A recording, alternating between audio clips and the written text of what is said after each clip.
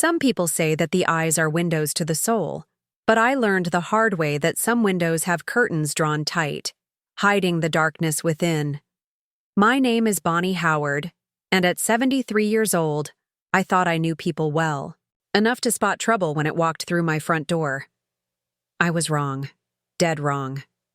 And that mistake nearly cost me everything, including my life.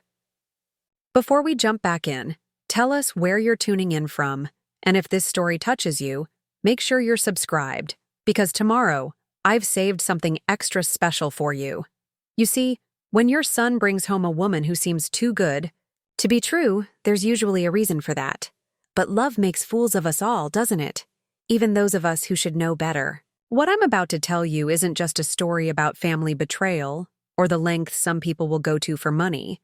It's about something much deeper, something that cuts to the very heart of what it means to trust, to forgive, and to find strength. When everything you believed in crumbles beneath your feet. The woman who nearly destroyed my family didn't just push me down those porch steps that rainy October evening. She pushed our entire world off balance, sending us tumbling into a nightmare. That would test every bond we thought was unbreakable. But here's what she didn't count on. Sometimes the people you underestimate are the ones who surprise you the most. The first time I met Rebecca Chen, she was standing in my kitchen wearing a sundress the color of fresh cream, her long black hair catching the afternoon light streaming through my grandmother's lace curtains. She had arrived with my son David for Sunday dinner, her delicate hands folded properly in front of her, a shy smile playing at the corners of her mouth. Everything about her whispered refinement and grace, from the way she complimented my china, patterned to how she insisted on helping with the dishes despite being a guest. "Mrs. Howard," she said in that soft, melodious voice that would later haunt my dreams. "David has told me so much about you. He says you raised him to be the man he is today, and I can see why he turned out so wonderful." My heart melted on the spot. After David's difficult divorce 3 years earlier, I had worried he might never find love again. The bitter custody battle over my granddaughter Emma had left him wounded and wary of commitment. But here was this lovely young woman, 28 to his 35, looking at my son like he hung the moon and stars just for her. Rebecca worked as an art curator at the prestigious Whitmore Gallery downtown, she explained over my pot roast, and mashed potatoes. Her father owned several import businesses on the West Coast, and she had grown up traveling between San Francisco and Hong Kong. She spoke 3 languages fluently and had a master's degree in art history from Columbia. When she talked about her work, her eyes lit up with genuine passion, describing how she loved connecting people with pieces that spoke to their souls. "Art isn't just decoration," she said, gesturing gracefully with her fork. "It's a bridge between what we feel and what we can express." Sometimes a single painting can change someone's entire perspective on life. David beamed with pride as she spoke, reaching over to squeeze her hand. I hadn't seen him this happy since before his marriage fell apart. Emma, who was usually shy, around new people, had taken to Rebecca immediately, showing off her latest school drawings and chattering about her favorite Disney movies. Rebecca listened with what seemed like genuine interest, asking thoughtful questions and even offering to teach Emma some basic drawing techniques. "Would you really?" Emma asked, her 7-year-old face bright with excitement. "Of course, sweetheart," Rebecca replied, brushing a strand of hair from Emma's forehead with such tenderness that my throat tightened with emotion. "Maybe we can start with watercolors. They're perfect for beginners." That evening, as we sat on the front porch watching Emma chase fireflies in the yard, Rebecca turned to me with those dark, expressive eyes. "Mrs. Howard, I want you to know how much David means to me. Family is everything to me, and I hope someday you'll consider me part of yours." I reached over and patted her hand, feeling the cool smoothness of her skin. "Dear, you already are." The courtship that followed was like something out of a fairy tale. Rebecca would arrive at family gatherings bearing thoughtful gifts, a rare orchid for my garden, a vintage cookbook she'd found at an estate sale, a beautiful silk scarf that brought out the blue in my eyes. She remembered everyone's birthdays and anniversaries, sending handwritten notes on expensive stationery. When my arthritis flared up during a particularly cold winter, she appeared at my door with homemade soup and offered to drive me to doctor's appointments. "You don't need to fuss over me, dear," I protested, but secretly I was touched by her attention. "It's not fussing," she insisted, settling the warm bowl in my hands. "It's love. That's what family does for each other." She seamlessly inserted herself into our holiday traditions, learning my recipes and helping to decorate the Christmas tree with ornaments that had been in our family for generations. She listened with rapt attention as I told stories about David's childhood, laughing at all the right moments and asking for more details about his little league games and school plays. "I wish I could have known him then," she said wistfully, curled up beside him on my old sofa. "He must have been the most adorable little boy." David's face would flush with pleasure at her words, and I could see how desperately he wanted to believe in this perfect love story. After the devastation of his first marriage, who could blame him for wanting to embrace something beautiful? Rebecca's own family seemed equally charmed by David. Her father, a distinguished gentleman with silver hair and expensive suits, flew in from California for their engagement party.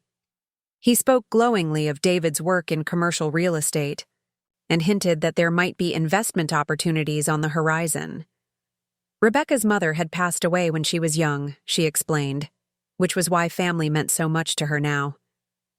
"I lost my mother when I was 12, she confided to me, one afternoon as we worked together in my garden. "Cancer. It was just Dad and me after that, and he did his best. But there's something special about having another woman to talk to learn from. I'm so grateful David brought me to you." The engagement ring David presented to her was modest by some standards, a simple solitaire diamond on a white gold band, but Rebecca acted as though he had given her the crown jewels. She showed it to everyone, gushing about how perfect it was and how she couldn't imagine wearing anything else. "It's not about the size of the stone," she told the ladies at church, holding out her hand for them to admire. "It's about the size of the love behind it." David could have proposed with a piece of string and I would have been just as happy. The wedding planning consumed the better part of a year, and Rebecca threw herself into it with the enthusiasm of someone who had dreamed of this day her entire life. She wanted everything to be perfect, she said, not for herself, but for David and our family. She chose colors and flowers that complemented the old stone church where David had been baptized, and she insisted on including several of our family traditions in the ceremony. "I want to honor the Howard legacy," she explained as we looked through photo albums together. "This family has such a rich history, and I want to be worthy of becoming part of it." She even asked to wear my mother's pearl necklace as her something. Old, a gesture that brought tears to my eyes. When I fastened the clasp around her neck on the morning of the wedding, she looked at herself in the mirror with such reverence that I felt a surge of maternal love for this young woman who would soon officially be my daughter. Preparing and narrating this story took us a lot of time, so if you are enjoying it, subscribe to our channel. It means a lot to us. Now back to the story. The ceremony itself was everything Rebecca had envisioned.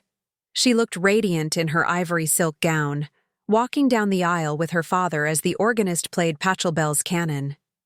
David's face when he saw her approaching was a picture of pure joy and wonder. Even Emma, serving as flower girl in a miniature version of Rebecca's dress, seemed caught up in the magic of the moment.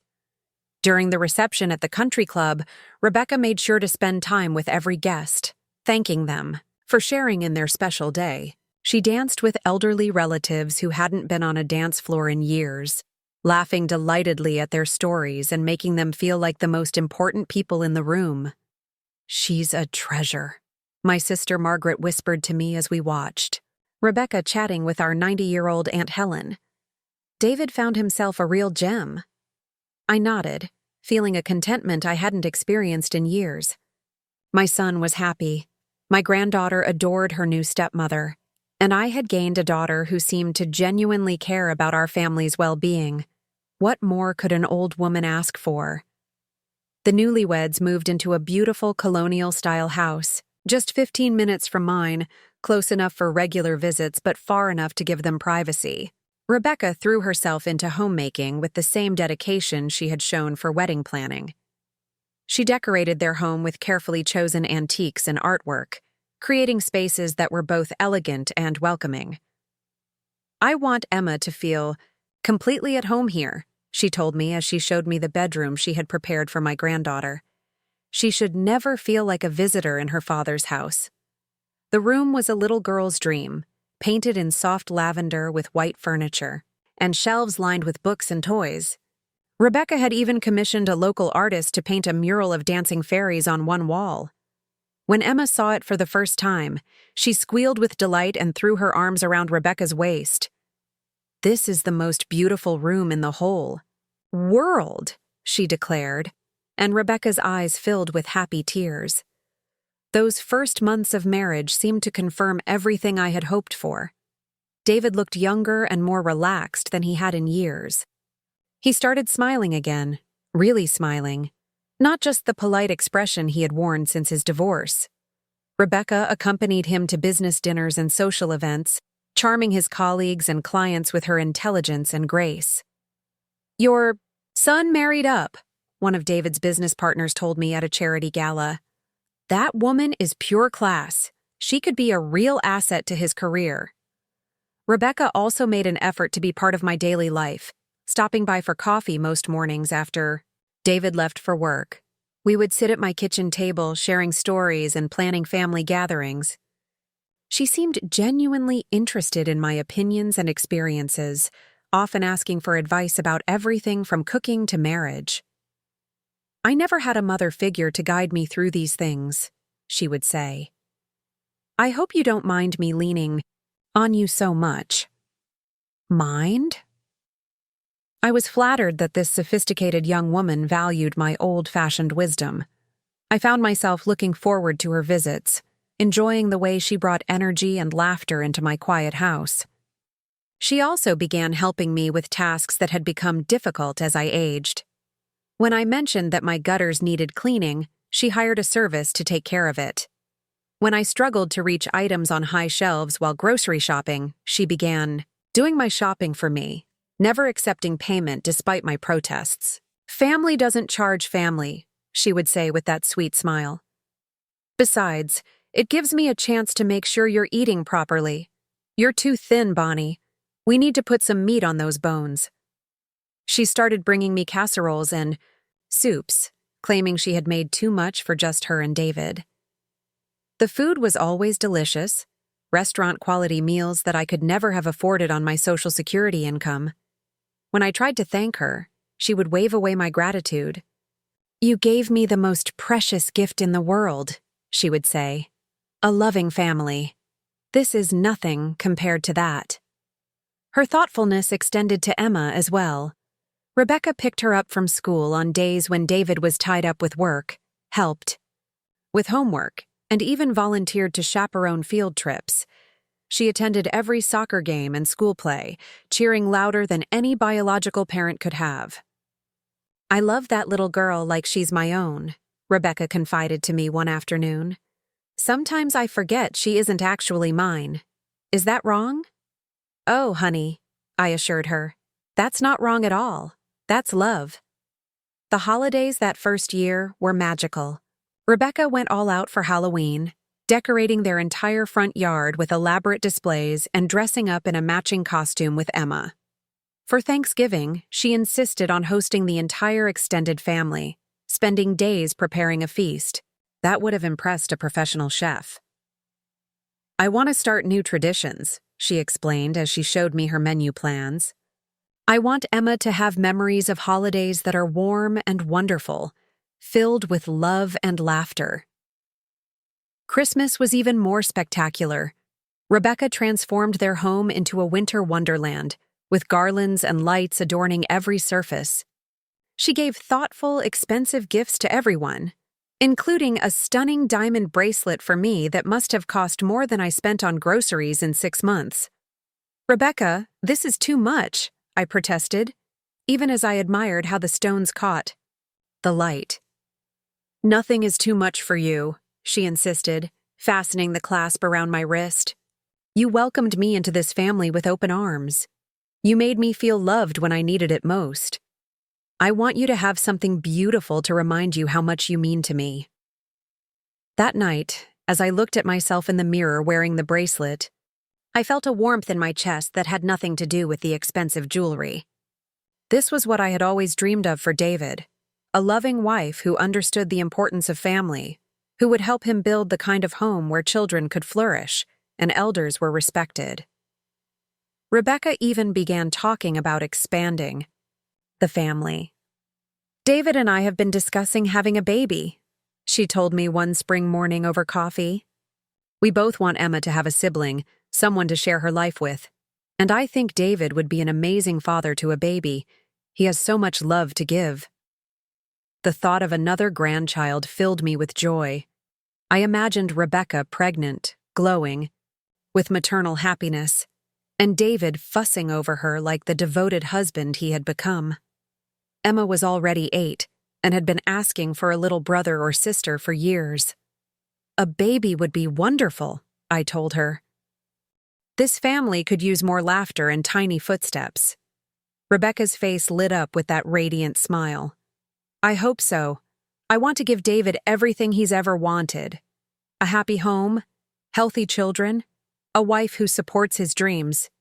He deserves the world after everything he's been through." As spring turned to summer, Rebecca seemed to settle even more deeply into our family rhythms. She learned to tend my vegetable garden, asking detailed questions about which plants grew best in our soil and how to preserve the harvest. She helped me organize old photo albums, listening patiently as I told stories about relatives who had passed away decades before. "I want to know everything about the Howard family history," she said, as we sorted through boxes of old letters and documents. "When we have children, I want to be able to tell them about their heritage, about the strong people they come from." She even expressed interest in the family burial plot, asking thoughtful questions about our ancestors and the stories behind their headstones.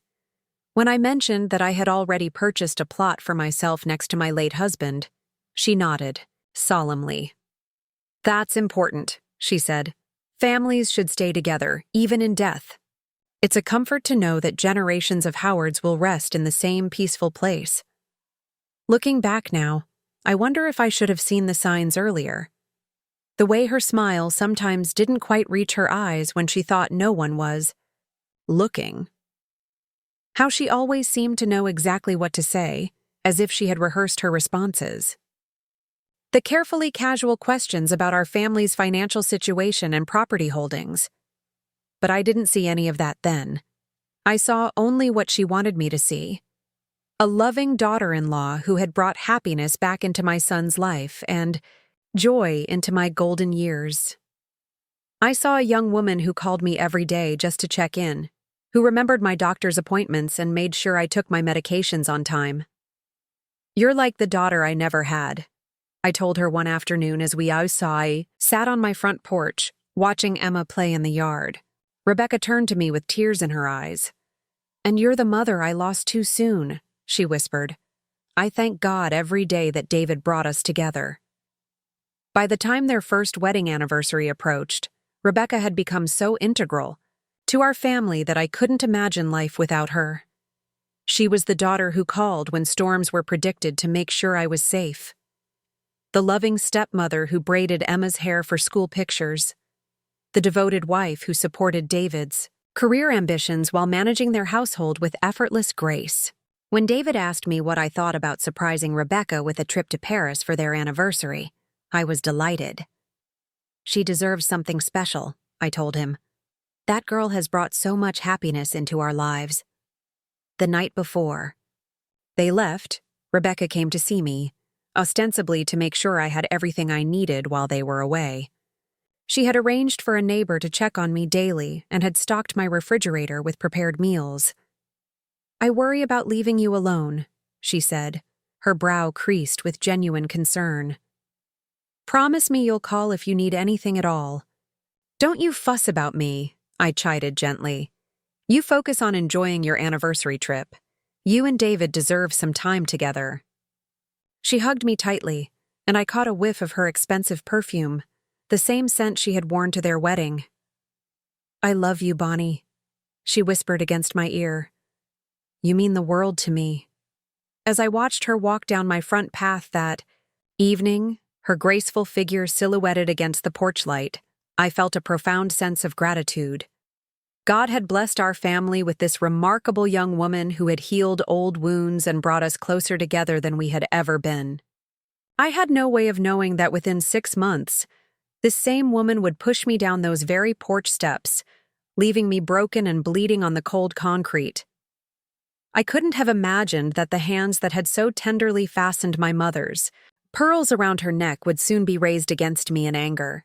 The voice that had whispered words of love and gratitude would soon be hurling accusations and threats. But that was still months away, hidden in a future I couldn't foresee.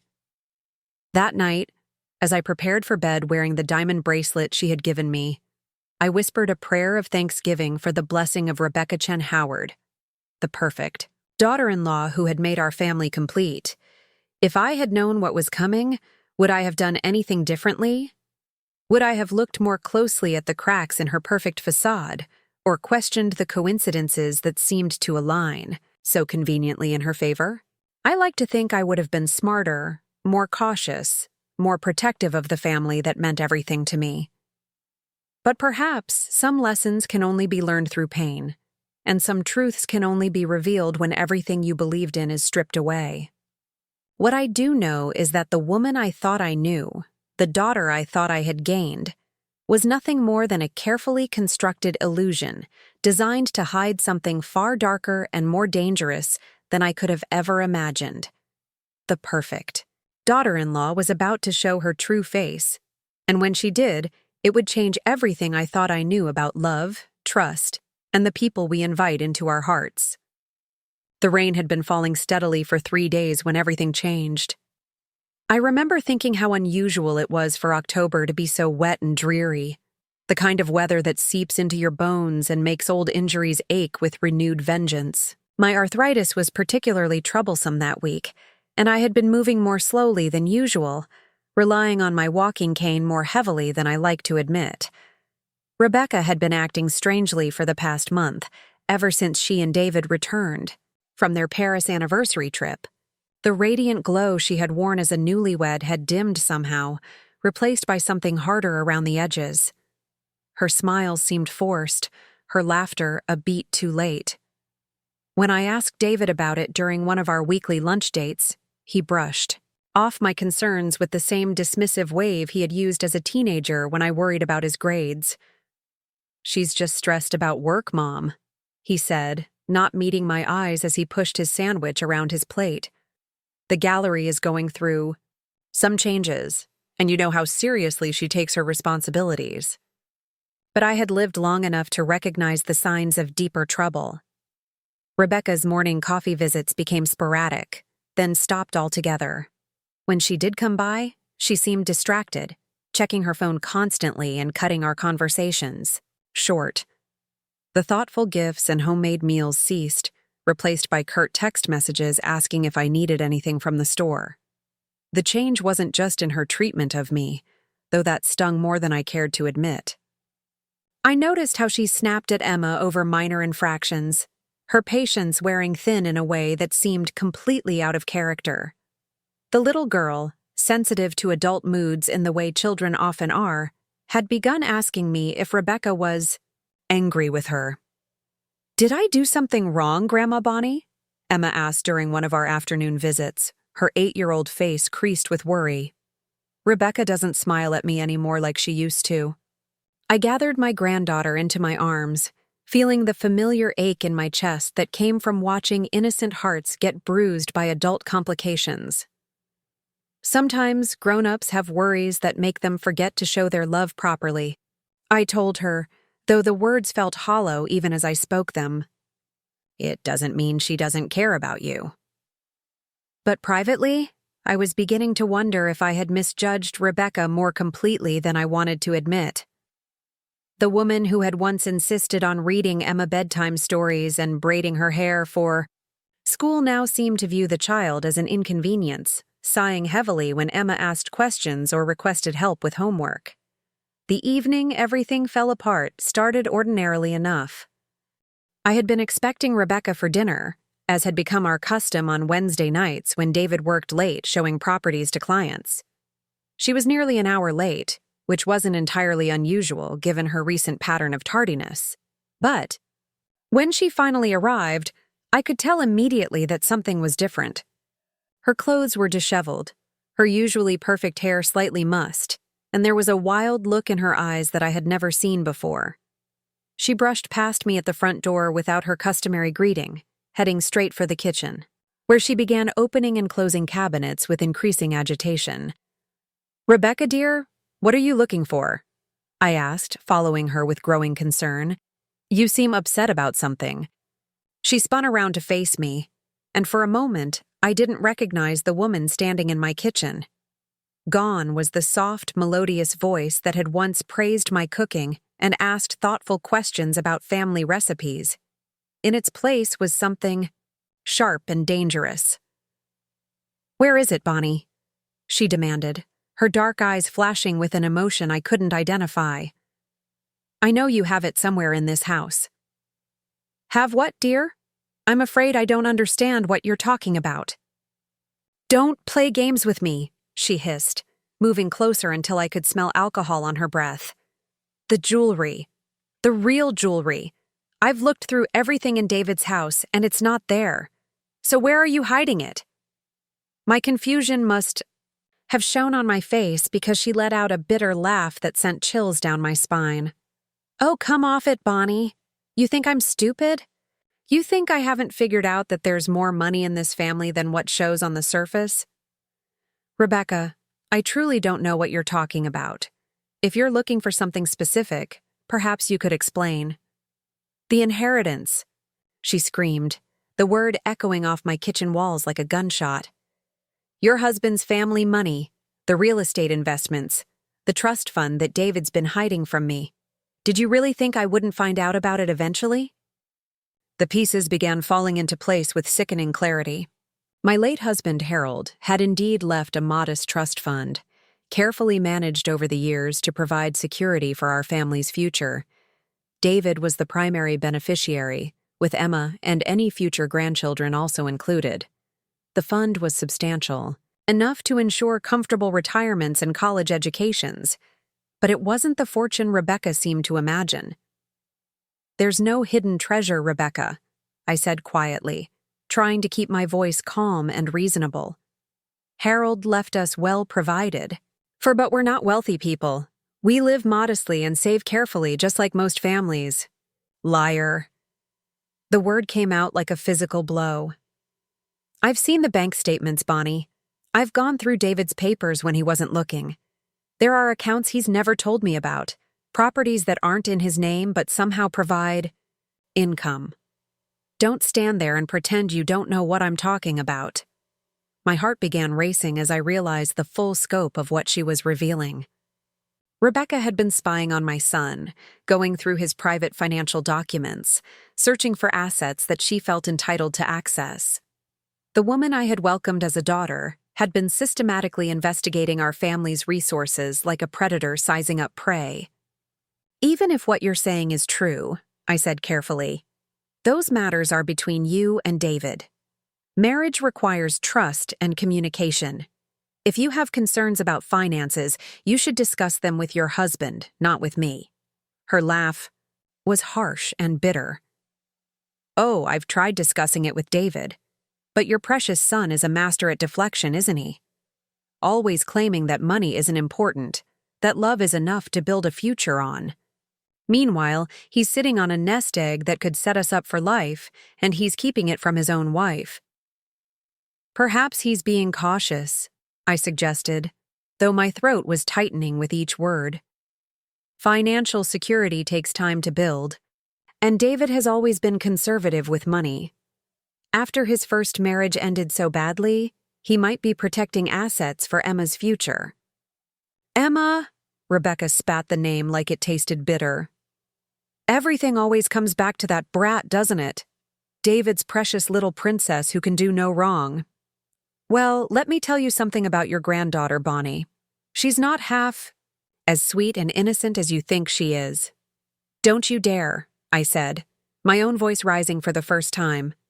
Emma is a child, and she deserves to be protected and loved, not criticized by the woman who's supposed to be caring for her. Caring for her? Rebecca's voice dripped with sarcasm. You mean babysitting her while David throws himself into work and you spoil her rotten with treats and toys? I never signed up to be a full-time stepmother to someone else's child. I thought I was marrying a successful man who could provide the lifestyle I deserved, not some divorced dad still paying emotional debt to his ex-wife and clinging to his mommy's apron strings. The cruelty in her words hit me like physical blows, but it was the revelation of her true feelings that left me reeling. This woman had never loved David or Emma. She had married into our family under false pretenses, playing a role designed to gain access to resources she felt entitled to claim. I think you should leave, I said quietly, my hands trembling as I gripped the back of a kitchen chair for support. You're upset and saying things you don't mean. When you've calmed down, perhaps we can talk about this more rationally. Upset? Rebecca's voice rose to a near shriek. You're damn right I'm upset. I've wasted 2 years of my life playing the perfect daughter-in-law, pretending to care about your boring stories and your pathetic little domestic rituals. I've smiled and nodded while you lectured me about family values and Howard traditions, all while believing that my patience would eventually pay off.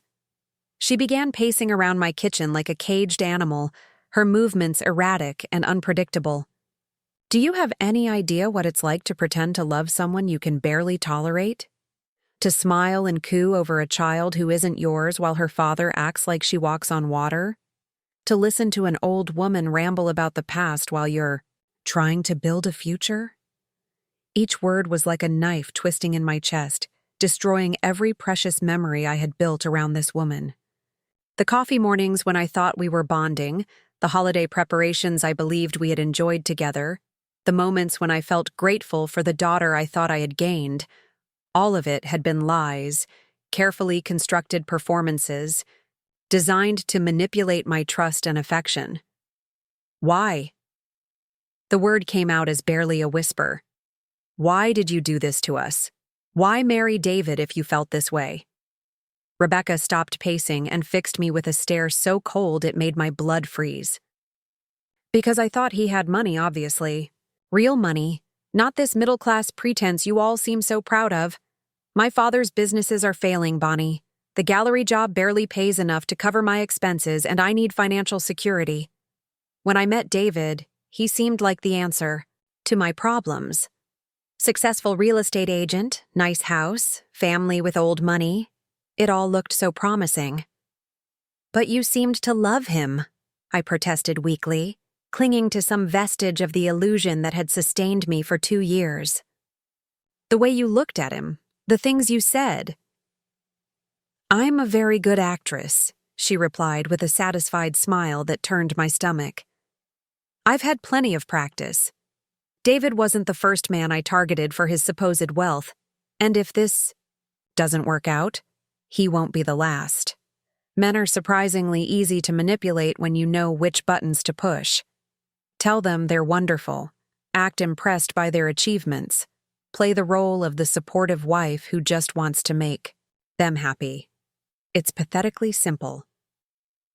The room seemed to spin around me as the full scope of her deception became clear. This wasn't just a marriage that had soured or a woman frustrated by unmet expectations. This was a calculated con game that had targeted my family from the very beginning. Every kindness she had shown, every gesture of affection, every moment of apparent sincerity had been part of an elaborate scheme to gain access to money that didn't even exist in the amounts she had imagined. David loves you, I said desperately. though I was no longer sure why I was trying to reason with her. He would do anything for you. If you need money, if you're in financial trouble, he would help you figure something out. You don't have to. David is weak, she interrupted sharply. He's a decent man, I'll give him that, but he's weak. He lets his ex-wife manipulate him through Emma. He lets you interfere in our marriage, and he's too timid to take the kinds of financial risks that build real wealth. I thought I could change him, thought I could push him to be more ambitious, but he's content with his little middle-class existence. She moved closer to me, and I instinctively stepped backward until I felt the kitchen counter pressing against my spine. But there's still money in this family, Bonnie. I know there is. And I'm going to find it, with or without your cooperation. There is no hidden fortune, I insisted, my voice shaking with fear and exhaustion. The trust fund Harold left is modest and carefully managed. It's meant to provide security, not luxury. If you're looking for wealth that doesn't exist, you're wasting your time and destroying your marriage for nothing. Rebecca's eyes narrowed to slits. Then maybe it's time to cut my losses and find a more profitable situation. But I'm not walking away empty-handed, Bonnie. I've invested too much time and effort in this family to leave with nothing to show for it. What are you talking about? I asked, though I was beginning to fear the answer. Compensation, she said with a cold smile. For 2 years of playing the devoted wife and loving stepmother. For putting up with Emma's constant neediness and David's boring conversation. For pretending to care about your aches and pains and your endless stories about dead relatives. I deserve something for my trouble. Rebecca, please, I pleaded, reaching out a trembling hand toward her. You're talking about breaking up a family, hurting people who love you. Emma adores you. David would be devastated. Even if you can't love us the way we love you, surely you can't want to cause that kind of pain. Love? She laughed again, the sound harsh and grating in the confines of my small kitchen. You think what you feel for me is love? It's not love, Bonnie. It's need. You needed someone to make your son happy so you could stop worrying about him. You needed a daughter figure to fuss over in your old age. You needed someone to validate your importance as the family matriarch. I simply filled those needs in exchange for access to your family's resources. The accuracy of her assessment was almost as painful as the cruelty with which she delivered it. There was truth in what she said, uncomfortable truth that cut to the heart of my own motivations and desires. I had been lonely in my widowhood, uncertain about my role in David's new life, eager to feel needed and valued. Rebecca had indeed filled those emotional voids, but the fact that my needs had been genuine didn't make her manipulation any less devastating. Even if that's true, I said quietly, it doesn't change the fact that David loves you. He believes in your marriage, in the future you're building together. He would be heartbroken if he knew how you really felt. Then maybe he shouldn't. Find out, Rebecca replied, her tone shifting to something almost conspiratorial. Maybe we can come to an understanding, you and I. I know you have access to accounts and assets that David doesn't even know about. Old women always squirrel away money for emergencies, hide jewelry and cash where their families won't think to look. You could help me get what I need to start over somewhere else, and David never has to know the truth about why I left. The audacity of her proposal left me speechless for a moment. She was attempting to blackmail me into funding her escape from the life she had entered under false pretenses, using my love for David and Emma as leverage to extort money I didn't have. I won't be part of this, I said firmly, finding strength I didn't know I still possessed. I won't help you rob my family or deceive my son. If you want to leave, that's your choice, but you'll do it honestly or not at all. Rebecca's face darkened with anger, and for the first time, I felt genuine fear for my physical safety. She was younger and stronger than me, and there was something unhinged in her expression that suggested she might be capable of violence. You stupid old woman, she hissed, stepping so close that I could feel her breath on my face. You have no idea what I'm capable of. You think because I played nice for 2 years that I'm some kind of soft, harmless person? You think I got this far in life by being weak and sentimental? I think you should leave now, I repeated, trying to edge toward the kitchen doorway. This conversation is over. This conversation is over when I say it's over, Rebecca snapped, grabbing my wrist with surprising strength. And I'm not leaving here empty-handed. So you can either cooperate and make this easy for both of us, or I can tear this house apart looking for what I need. Your choice, Bonnie. The pain in my wrist where her fingers dug into the fragile skin was sharp and immediate. But it was nothing compared to the terror that was beginning to flood my system. This woman who had sat at my kitchen table sharing coffee and conversation, who had hugged me goodbye just hours earlier, was now threatening me with physical violence in my own home. Let go of me, I said as firmly as I could manage, though my voice was shaking. You're hurting me, Rebecca. I'm hurting you? She laughed bitterly. This is nothing compared to what you've done to me. 2 years of my life, Bonnie. 2 years of pretending to be someone I'm not, of smiling until my face ached, of listening to your boring stories and your grandson's constant chatter. 2 years of sleeping next to a man who bores me senseless and caring for a child who isn't mine. You owe me for that time, and I'm going to collect. She released my wrist with a shove that sent me stumbling backward against the refrigerator.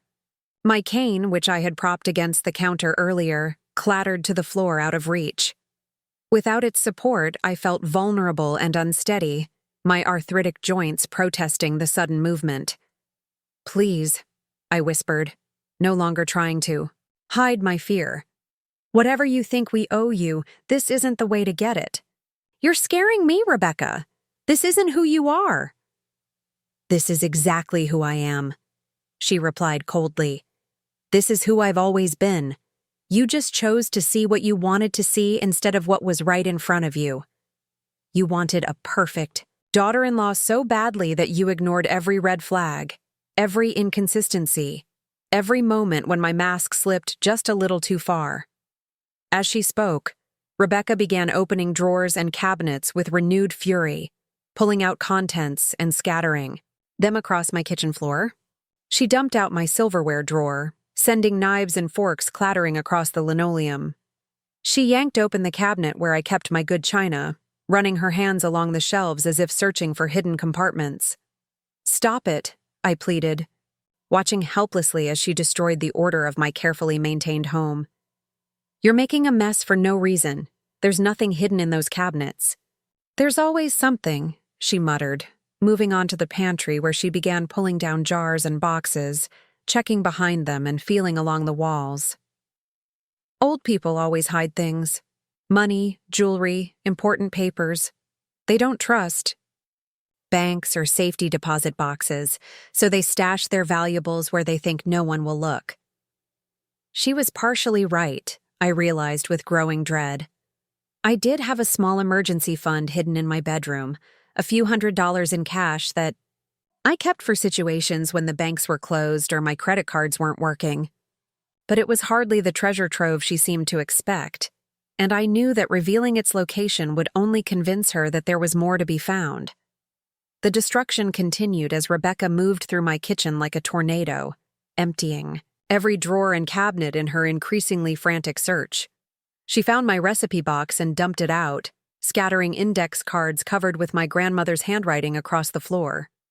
She discovered my collection of antique teacups and began examining each one as if it might contain hidden gems.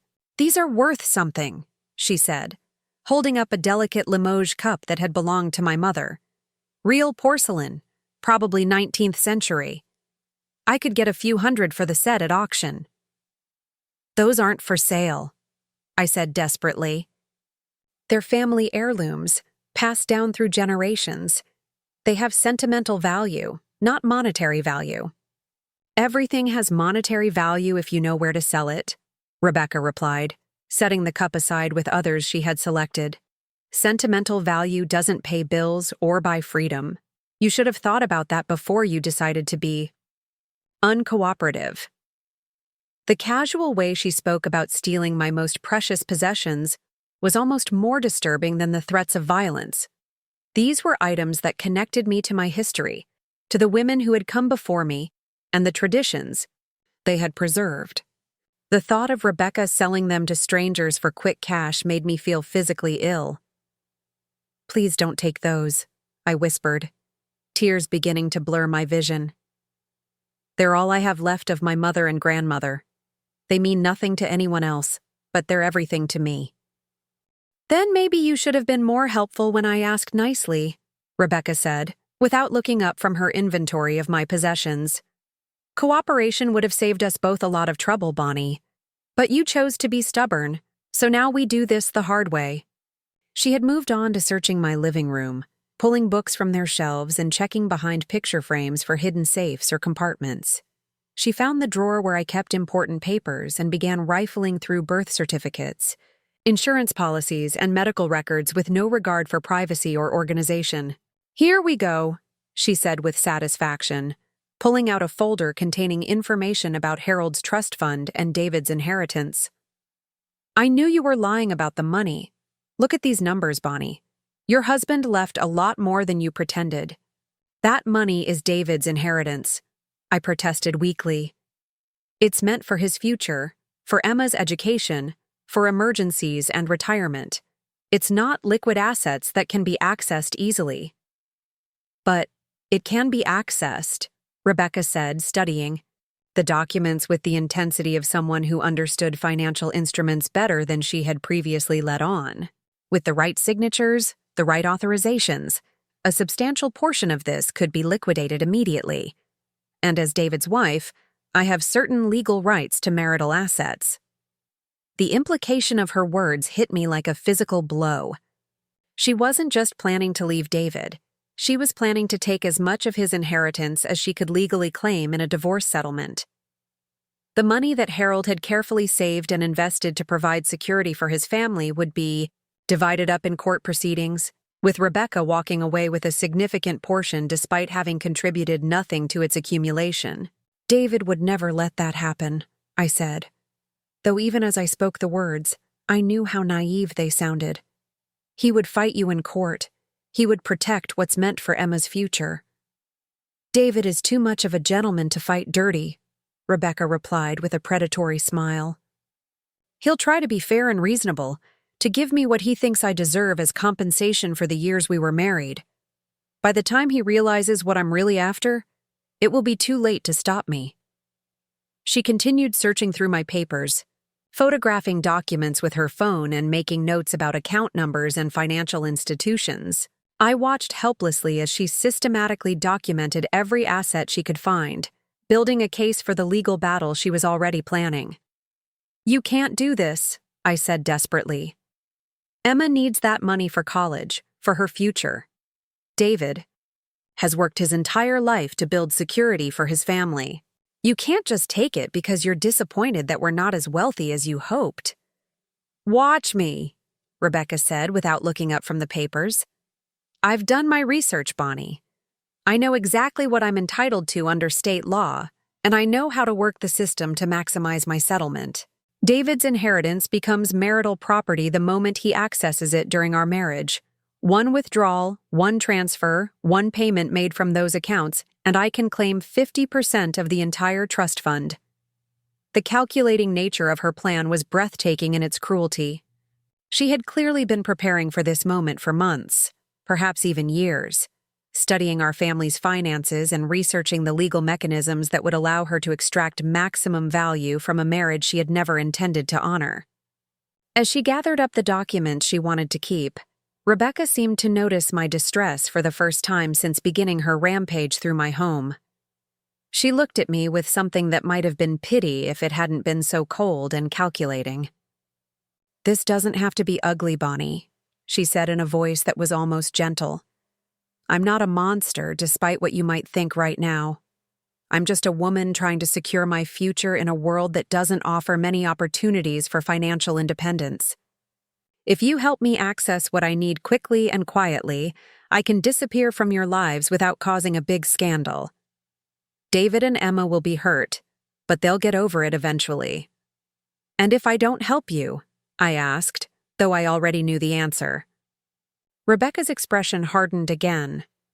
Then this gets very messy very quickly. Divorce proceedings that drag on for years. Private investigators digging into every aspect of your family's finances. Emma caught in the middle of a custody battle, where I suddenly develop a strong interest in my parental rights. David's business reputation damaged by accusations of hidden assets and financial impropriety.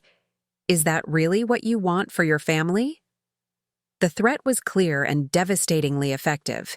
She knew exactly which pressure points would cause the most pain, and she was willing to use them all to get what she wanted.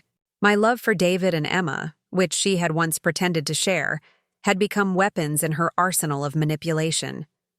"What do you want from me?" I asked quietly, feeling defeated and exhausted by the emotional assault I had endured. "Access," Rebecca replied simply. "You have emergency contacts for David's financial advisors, passwords for accounts, authorization codes for transactions. You're listed as a secondary contact on most of his important documents. With your cooperation, I can access funds immediately instead of waiting months for court proceedings." "I would never betray David's trust that way," I said, though my voice lacked conviction. "He made me a secondary contact for emergencies, not so his wife could rob him during a divorce." "Then maybe we need to create an emergency," Rebecca said with a smile that chilled my blood. "Something that requires immediate access to funds, something that would justify extraordinary measures." "Old people have accidents all the time, Bonnie. They fall downstairs, they have medical emergencies, they need expensive treatments that require immediate payment. If you were suddenly hospitalized with serious injuries, David might authorize fund transfers without asking too many questions." The implication of her words was unmistakable, and I felt my knees go weak with terror. She was suggesting that she would hurt me, perhaps seriously, to create the emergency situation that would justify accessing David's inheritance. The woman who had once brought me soup when I was sick was now threatening to put me in the hospital for financial gain. "You wouldn't," I whispered, backing toward the front door despite the weakness in my legs. "You couldn't do something like that. You're not a violent person, Rebecca. You're angry and desperate, but you're not a criminal." "I'm whatever I need to be to survive," she replied, following me as I retreated. "And right now, I need to be someone who gets results. I've wasted too much time already, invested too much effort in this family to walk away with nothing. If cooperation won't work, then intimidation will have to do." We had reached my front hallway, and I could see the porch steps through the glass panels beside the door. The rain was still falling steadily, making the concrete steps slick and treacherous. In my current state of fear and physical weakness, even a minor fall could result in serious injury. "Please, Rebecca," I said one last time, my hand trembling as I reached for the door handle. "Don't do this. Don't throw away everything good in your life for money that won't make you happy. David loves you. Emma needs you. We can work through whatever problems you're having without destroying the family." For just a moment, I thought I saw something flicker in her eyes, some trace of the woman I had believed her to be. But it was gone so quickly that I might have imagined it, replaced by the cold determination that had driven her actions all evening. "It's too late for that," she said quietly. "I've already burned too many bridges tonight. David will never forgive me for what I've said about Emma, and you'll never trust me again after what you've seen. The only choice I have left is to take what I can and start over somewhere else." She was right, and we both knew it. Even if she had backed down in that moment, even if she had apologized and tried to repair the damage she had done, the illusion of our perfect family could never be restored. The things she had said, the contempt she had revealed, the calculated nature of her deception, all of it had created wounds too deep to heal. But understanding her position didn't make what happened next any less shocking or brutal. As I turned the door handle and stepped out onto the porch, Rebecca followed close behind me. I was moving carefully, testing each step with my foot before committing my full weight, acutely aware of how dangerous the wet surface could be for someone with my mobility issues. "Bonnie," she called out as I reached the top of the steps. "Last chance. Help me get what I need, and I'll disappear quietly. Make this difficult and you'll regret it for the rest of your life." I turned back to face her one final time, this woman who had shared my table and my confidences, who had held my granddaughter and called me family. "I won't help you hurt my son," I said simply. "Whatever you do to me, I won't be part of destroying the people I love." The look that crossed Rebecca's face in that moment was one of pure rage, the mask finally slipping completely away to reveal the predator that had been hiding underneath all along. Without warning, without giving me time to brace myself or call for help, she placed both hands on my chest and shoved me with all her strength. The world seemed to slow down as I felt myself falling backward, my feet slipping on the wet concrete, my arms windmilling uselessly as I tried to regain my balance. The steps rushed up to meet me with brutal finality, my hip taking the first impact, then my shoulder, then my head striking the edge of the concrete with a sound that seemed to echo through the rainy night. Pain exploded through my body in waves, sharp and immediate in some places, dull and throbbing in others. I could taste blood in my mouth and feel wetness spreading beneath my head that was warmer than the rain still falling on my face. My right leg was twisted at an angle that looked wrong even through my blurred vision, and when I tried to move, agony shot through my hip like lightning. Through the haze of pain and shock, I could hear Rebecca's voice, but it seemed to come from very far away. "Oh my God, Bonnie, are you okay? I'm calling 911 right now. Hold on, help is coming." Even in my semi-conscious state, I could hear the difference in her tone. Gone was the cold fury of moments before, replaced by what sounded like genuine panic and concern. She was already switching back into character, preparing the performance that would explain my fall as a tragic accident rather than the assault it had been. As I lay broken and bleeding on the concrete steps of my own home, rain washing the blood from my face and soaking through my clothes, I understood with crystal clarity that everything I had believed about Rebecca Chen Howard had been a lie. The perfect daughter-in-law had never existed at all. In her place was a stranger capable of violence, a predator who had spent 2 years studying our family's weaknesses so she could exploit them when the time was right. The last thing I remembered before losing consciousness was the sound of sirens in the distance and Rebecca's voice, sweet and concerned as she spoke to the emergency dispatcher. "Please hurry," she was saying. "My mother-in-law has fallen down the porch steps. She's unconscious and bleeding. I think she might be seriously hurt." Even as darkness closed over me, I marveled at how easily she lied, how convincingly she played the role of the devoted daughter-in-law trying to save the woman she had just tried to destroy. By the time the ambulance arrived, she would have her story perfectly crafted, her tears genuine enough to fool the paramedics and police officers who would respond to the scene. But I was still alive, still breathing despite the pain that threatened to consume me. And somewhere in the growing darkness, I made a promise to myself and to the family that meant everything to me. If I survived this night, if I lived to see another day, I would find a way to expose Rebecca for what she really was. I would protect David and Emma from the predator who had infiltrated our lives, no matter what it cost me. The perfect daughter-in-law had finally shown her true face, and it was more terrifying than anything I could have imagined. But the story wasn't over yet, and neither was I. The sterile smell of antiseptic and the rhythmic beeping of machines slowly pulled me back to consciousness.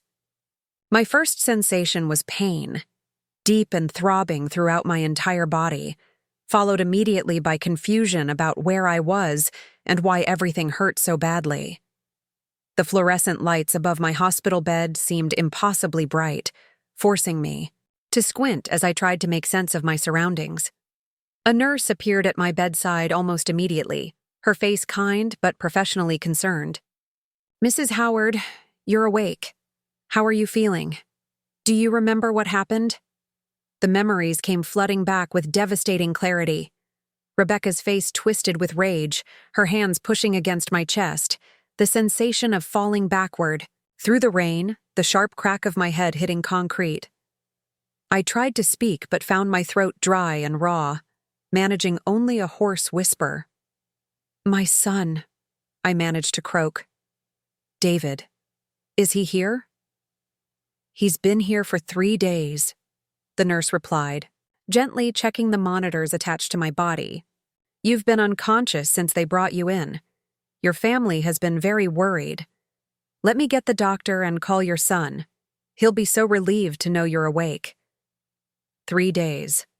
I had lost 3 entire days, lying helpless in this bed while Rebecca had time to perfect her story and cement her version of events in everyone's mind. The thought filled me with a panic that made the heart monitor beside my bed accelerate its beeping. Dr. Martinez arrived within minutes, a competent-looking woman in her 40s who examined my pupils with a small flashlight and asked me a series of questions designed to assess my cognitive function. The news was both better and worse than I had feared. My skull fracture was healing well, and there appeared to be no permanent brain damage, but my hip was severely fractured and would require surgery. 3 ribs were cracked, my left shoulder was dislocated, and I had numerous cuts and bruises from my tumble down the concrete steps. "You're very lucky to be alive," Dr. Martinez said with the gravity of someone who had seen too many similar cases with worse outcomes. "Falls like this can be fatal for someone your age. Your neighbor's quick thinking and calling 911 probably saved your life." My neighbor. Not Rebecca, but Mrs. Patterson from next door. That small detail gave me a flicker of hope that perhaps someone had witnessed what really happened, that Rebecca's performance hadn't been the only version of events that night. David arrived shortly after the doctor left, and the relief on his face when he saw me awake and responsive brought tears to my eyes. My son looked terrible, his usually neat appearance disheveled, his eyes red-rimmed with exhaustion and worry. He rushed to my bedside and took my uninjured hand in both of his, holding it as if I might disappear if he let go. "Mom, thank God," he whispered, his voice breaking with emotion. "The doctors weren't sure if you were going to wake up. You scared us so badly. Emma's been asking about you every day, wanting to know when Grandma Bonnie is coming home." "I'm sorry I worried you," I managed to say, though speaking still caused pain in my throat and chest. "How long will I be here?" "At least another week, maybe 2, David replied, settling into the chair beside my bed. "You need surgery on your hip, and the doctors want to monitor you for complications from the head injury. But the important thing is that you're going to be okay. That's all that matters." I studied my son's face carefully, looking for any sign that he suspected the truth about what had happened to me. But all I saw was love, relief, and the kind of exhaustion that comes from days of vigil at a loved one's bedside. Rebecca had clearly done her job well, convincing him that my fall had been nothing more than a tragic accident. "Where is Rebecca?" I asked, trying to keep my voice neutral despite the rage that built in my chest at the mention of her name. "She's at home with Emma," David said, and I didn't miss the slight tightness around his eyes when he spoke. "She's been really shaken up by what happened. She blames herself for not catching you when you fell, for not being able to prevent it somehow. She's barely slept since it happened." The audacity of her performance was breathtaking. Not only had she convinced David that she was innocent of any wrongdoing, but she had managed to position herself as a victim of circumstance, traumatized by witnessing a terrible accident. I wondered how many tears she had shed in David's presence, how convincingly she had played the role of the devoted daughter-in-law devastated by her inability to save me. "It wasn't her fault," I said carefully, testing the waters. "These things happen. Old people fall sometimes."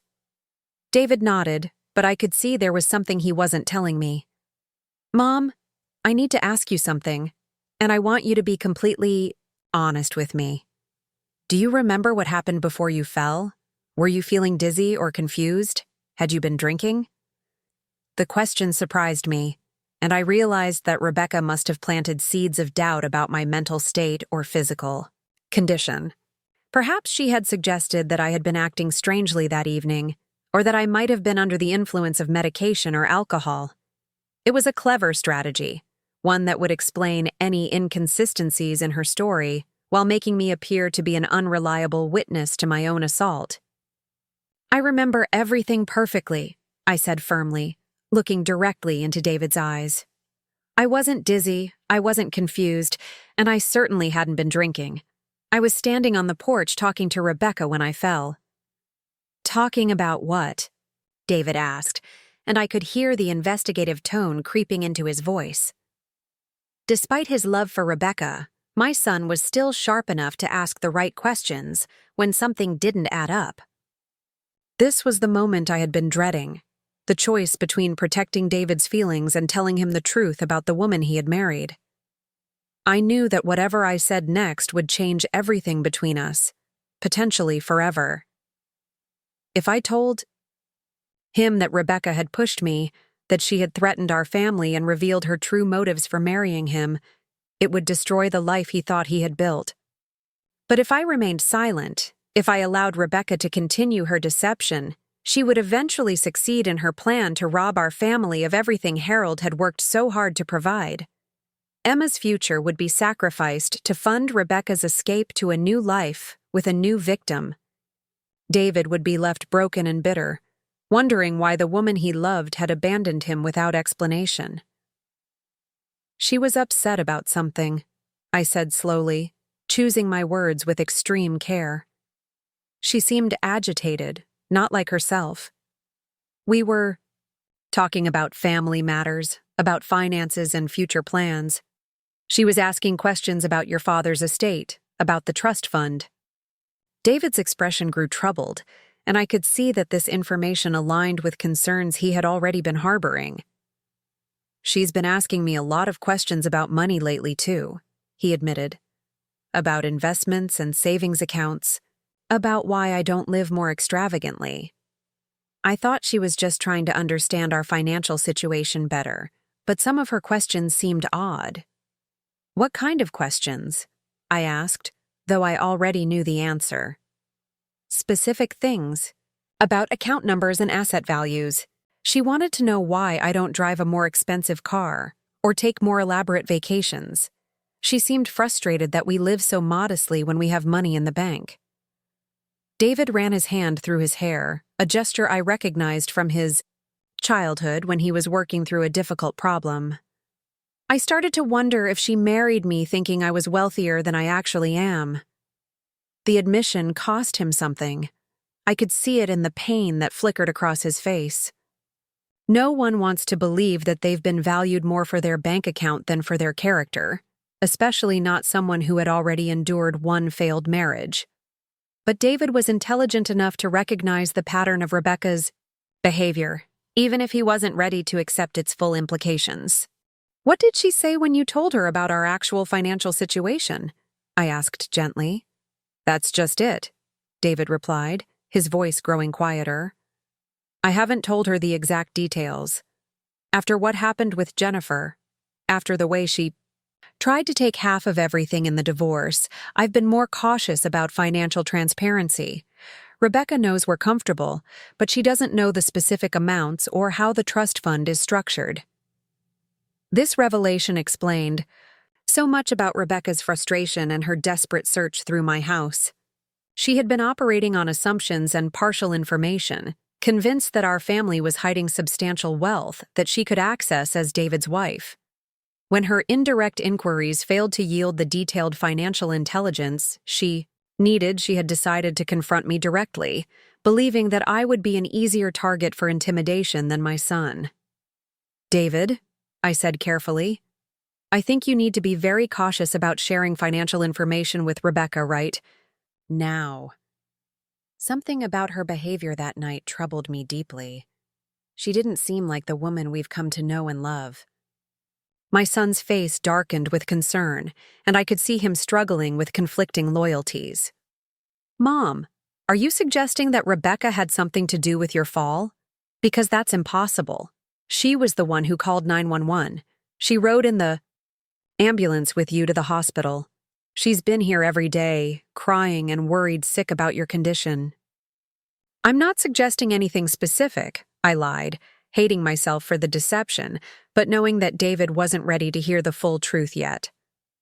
I'm just saying that she seemed different that night, more desperate somehow. And given what you've told me about her recent questions about money, I think it might be wise to protect our family's assets until you understand what's really motivating her behavior. David was quiet for a long moment, processing the implications of what I had said. I could see the wheels turning in his mind, connections being made between Rebecca's financial curiosity and the strange circumstances of my accident. He was a smart man, successful in business because he could read people and situations accurately. Given enough information, he would eventually reach the right conclusions on his own. I'll talk to our financial advisor, he said finally. Maybe put some additional safeguards in place, just to be safe. And I'll try to have a more direct conversation with Rebecca about what she's expecting from our marriage financially. It wasn't everything I had hoped for, but it was a start. David was beginning to question Rebecca's motives, beginning to see past the perfect facade she had maintained for so long. If I could plant enough seeds of doubt, if I could encourage him to look more closely at the woman he had married, perhaps he would discover the truth before it was too late. Over the next several days, as I lay recovering in my hospital bed, I received a steady stream of visitors who unwittingly provided me with valuable information about Rebecca's behavior since my accident. My sister Margaret came by with flowers, and gossip from the neighborhood, reporting that Rebecca had been seen going through my house multiple times, ostensibly to clean up and secure my belongings while I was hospitalized. "She's such a devoted daughter-in-law," Margaret said with admiration. "I saw her carrying boxes out to her car yesterday, probably taking your valuable items somewhere safe so they don't get stolen while the house is empty. You're so lucky to have someone who cares about you like that." My blood ran cold at this information. Rebecca wasn't securing my belongings. She was stealing them, taking advantage of my absence to remove anything of value from my home. The antique teacups she had admired during her rampage through my kitchen, the jewelry I kept in my bedroom, the important papers that contained information about our family's finances. All of it was probably already in her possession, ready to be sold or used as leverage in her plans to rob our family. Mrs. Patterson, my neighbor who had actually called 911 the night I fell, provided even more disturbing intelligence during her visit. She was a sharp-eyed woman in her 80s who had lived next door to me for over 20 years, and she had noticed things that others might have missed. "I heard voices that night," she told me quietly, glancing around to make sure we wouldn't be overheard. "Raised voices coming from your house before I heard the commotion on the porch. It sounded like an argument, but I couldn't make out the words through the rain." "Did you see what happened on the porch?" I asked, my heart racing, with the possibility that someone had witnessed Rebecca's assault.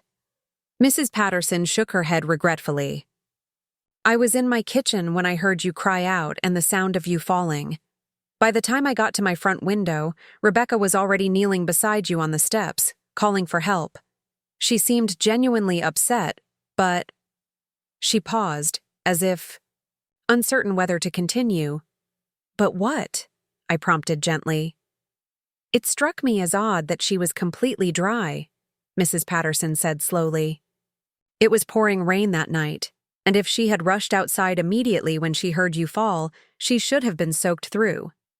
But her clothes and hair were perfectly dry when the paramedics arrived, like she had been standing in the doorway watching rather than coming outside to help."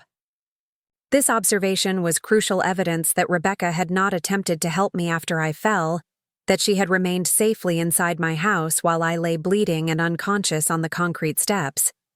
It suggested a callousness that went beyond mere panic or shock, pointing toward deliberate indifference to my suffering. "Did you tell the police about this?" I asked. There were no police, Mrs. Patterson replied with surprise. It was treated as a medical emergency, not a crime scene. The paramedics and firefighters were focused on getting you to the hospital as quickly as possible. No one asked me any questions about what I had seen or heard. The absence of any police investigation into my fall meant that Rebecca's version of events had been accepted without question. There was no official record of the argument Mrs. Patterson had overheard, no documentation of the suspicious circumstances that might have raised red flags if anyone had been looking for them. Rebecca had successfully controlled the narrative from the very beginning, ensuring that my assault would be dismissed as an unfortunate accident. Emma visited me several times during my hospital stay, always accompanied by David, but never by Rebecca. My granddaughter was subdued and worried, clearly struggling to understand why her beloved grandmother was suddenly bedridden and bandaged. During one of these visits, she provided me with information that was both heartbreaking and illuminating. Rebecca doesn't smile anymore, Emma confided to me when David stepped out to speak with my doctor. She used to read me stories and help me with my homework, but now she just sits in her room with the door closed. Daddy says she's sad because you got hurt, but she doesn't act sad. She acts angry. Angry about what, sweetheart? I asked gently. I don't know, Emma replied with the confusion of a child trying to understand adult behavior. She's always on her phone now, talking to people I don't know. She uses words I'm not supposed to say, and when Daddy asks her who she's talking to, she says it's none of his business. This pattern of behavior suggested that Rebecca was actively working on her exit strategy, possibly consulting with lawyers or financial advisors about how to maximize her take from a divorce settlement. The angry phone calls indicated that her plans weren't proceeding as smoothly as she had hoped, perhaps because the assets she expected to claim weren't as accessible as she had believed. Emma, I said carefully, has Rebecca asked you any questions about our family? About money? Or important papers or places where Grandpa Harold might have hidden things? My granddaughter nodded solemnly. She asked me if you keep a safe in your house, or if I've ever seen you hiding money or jewelry. I told her about your jewelry box on your dresser, but she said she was looking for something more special, something really valuable. The thought of Rebecca interrogating my 8-year-old granddaughter for information about family assets filled me with rage so intense that the monitors beside my bed began beeping frantically. A nurse rushed in to check on me, and I had to spend several minutes doing breathing exercises to calm my heart rate and blood pressure.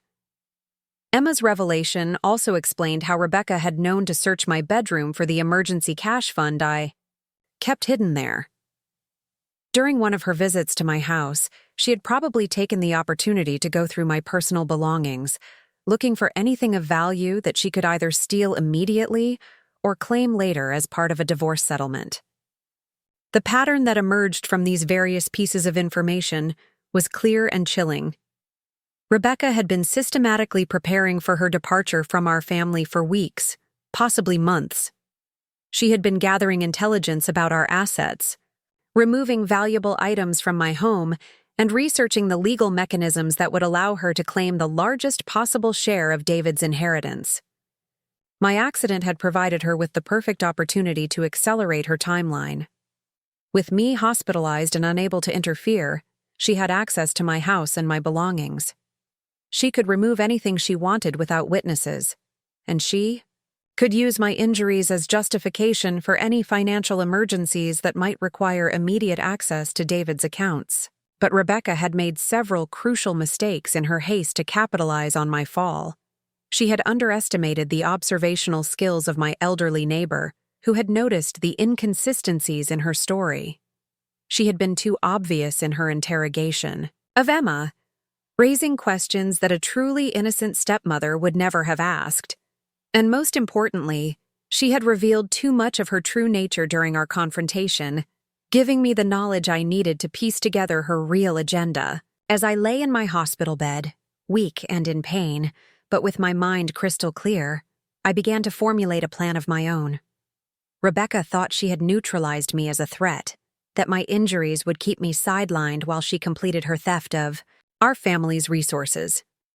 She had no idea that her assault had only strengthened my resolve to protect David and Emma from her predatory schemes.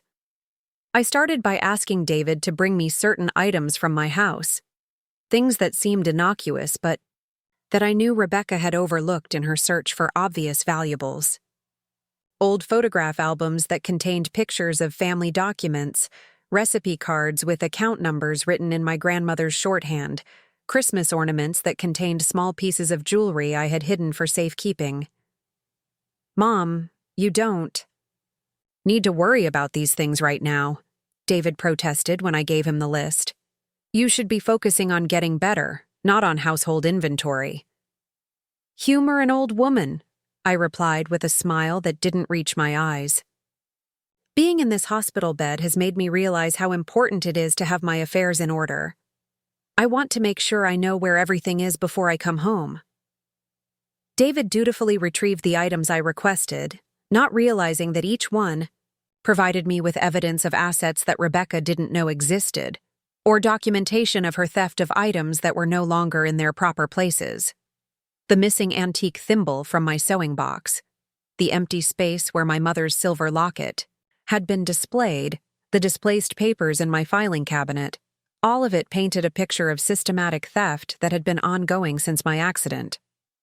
I also began reaching out to other family members and friends, ostensibly to let them know about my condition, but actually to gather information about any contact they might have had with Rebecca. My cousin Eleanor, who lived across town, mentioned that Rebecca had called her asking about old family stories and whether Harold had ever mentioned having safety deposit boxes or hidden assets. She said she was putting together a family history as a surprise for David, Eleanor told me during a phone call. She wanted to know about your courtship with Harold, about the early years of your marriage when he was building his business. Some of her questions seemed a bit odd, but I thought she was just being thorough. Another piece of the puzzle clicked into place. Rebecca had been conducting her own investigation into our family's financial history, trying to uncover assets that might not be listed in the obvious places.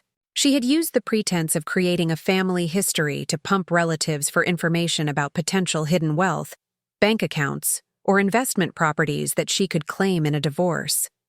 My friend Helen from church provided perhaps the most damning intelligence of all.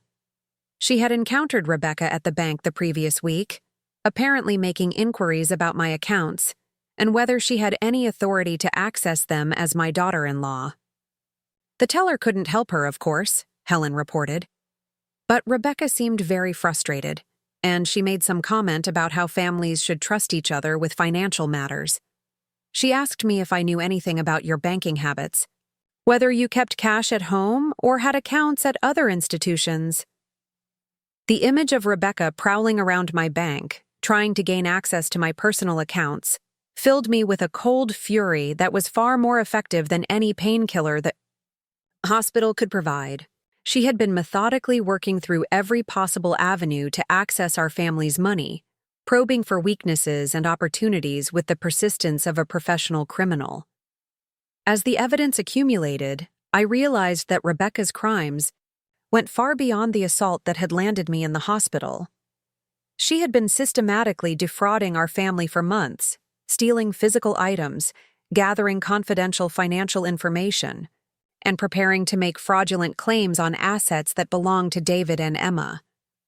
The push down the stairs had been just the most dramatic and violent expression of a criminal enterprise that had been operating under our noses for most of her marriage to my son. But I also knew that proving her guilt would be more complicated than simply presenting the evidence I had gathered. Rebecca was intelligent and careful, and she had covered her tracks well in most cases. The items missing from my house could be explained as being stored elsewhere for safekeeping. Her inquiries about family finances could be dismissed as the normal curiosity of a new family member. Even her assault on me would be difficult to prove without witnesses who had actually seen her push me. What I needed was evidence that couldn't be explained away. Documentation of criminal intent that would be clear and convincing even to someone who wanted to believe in Rebecca's innocence. I needed to catch her in the act of committing a crime so blatant and undeniable that even David would be forced to accept the truth about the woman he had married. The opportunity to gather such evidence came sooner than I expected, in the form of a conversation I overheard between David and Rebecca when they thought I was asleep. They had come to visit me together for the first time since I had awakened, and Rebecca's performance was masterful. She sat beside my bed holding my hand, dabbing at her eyes with a tissue as she spoke about how guilty she felt for not being able to prevent my fall. "I keep replaying that night in my mind," she said with apparent anguish. "If only I had been closer to the door. If only I had seen that you were unsteady on your feet. I should have insisted that you wait for David to come home before trying to go outside in the rain." David rubbed her shoulder comfortingly, and I had to resist the urge to reveal my consciousness by grabbing her lying hand and exposing her deception right then and there. Instead, I remained still and listened as she continued her manipulation of my son's sympathies. "The doctors say she's going to need extensive rehabilitation," Rebecca continued, her voice breaking with what sounded like genuine emotion. "Physical therapy, home modifications to make the house safer for someone with mobility issues. It's going to be expensive, David. I'm worried about how we're going to manage the costs on top of everything else."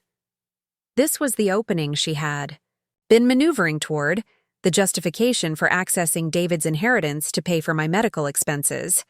She was positioning herself as the practical, caring wife who was thinking ahead about family obligations while David was too emotional to consider financial realities. "Don't worry about the money," David replied, just as she had known he would. "We have the trust fund for exactly these kinds of emergencies. Dad always said that family came first, and if Mom needs expensive care, then that's what the money is for." "But how do we access it quickly?" Rebecca asked, and I could hear the predatory eagerness beneath her concerned tone. "I know these kinds of trusts can be complicated, with lots of paperwork and waiting periods. What if we need funds immediately for treatments or equipment?" "I have emergency authorization procedures," David explained, and I felt my heart sink as I realized he was about to give her exactly the information she needed to rob us blind. Mom is listed as a co-signatory on most accounts, but in case of her incapacitation, I can access funds with proper medical documentation. The bank has all the necessary forms on file. "That's such a relief," Rebecca said, and I could practically hear her mental calculator working as she processed this intelligence. I was so worried that bureaucratic delays might prevent us from getting your mother the best possible care.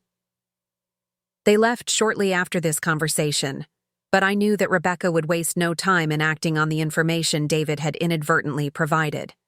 She now knew exactly how to access our family's money, and she had the perfect cover story about my medical needs to justify any withdrawals she might make. I also knew that this was my chance to catch her red-handed.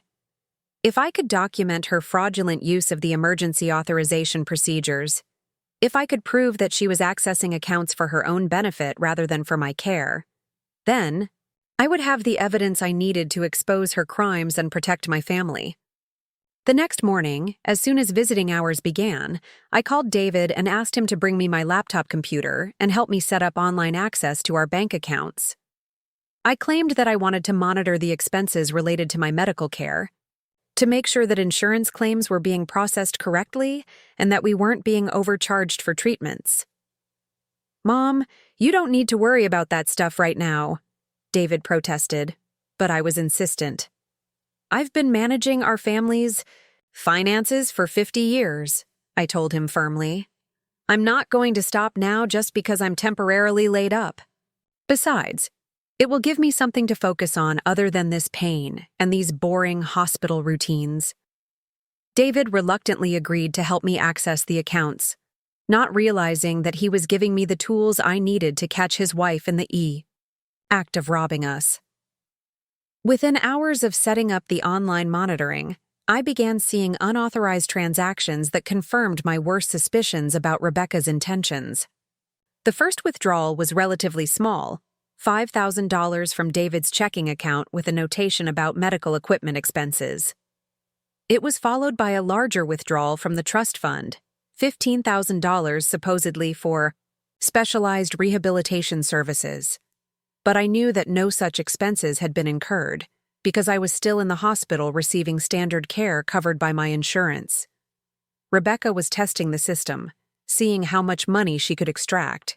Before anyone noticed or questioned her actions, she was probably planning to escalate the amounts gradually, creating a paper trail of fake medical expenses that would justify increasingly large withdrawals from our family's accounts. But she had made a critical error in her haste to begin, stealing from us. She had accessed accounts without properly forging the medical documentation that was supposed to justify emergency withdrawals. A call to David's bank confirmed that Rebecca had presented herself as acting on his behalf, but that she had provided only verbal assurances about my medical needs rather than the written documentation required by the trust agreement. This was the evidence I had been waiting for, clear proof of attempted fraud that couldn't be explained away as a misunderstanding or a family emergency. Rebecca had revealed herself as exactly what I had suspected her to be, a criminal who had married into our family for the express purpose of stealing our assets.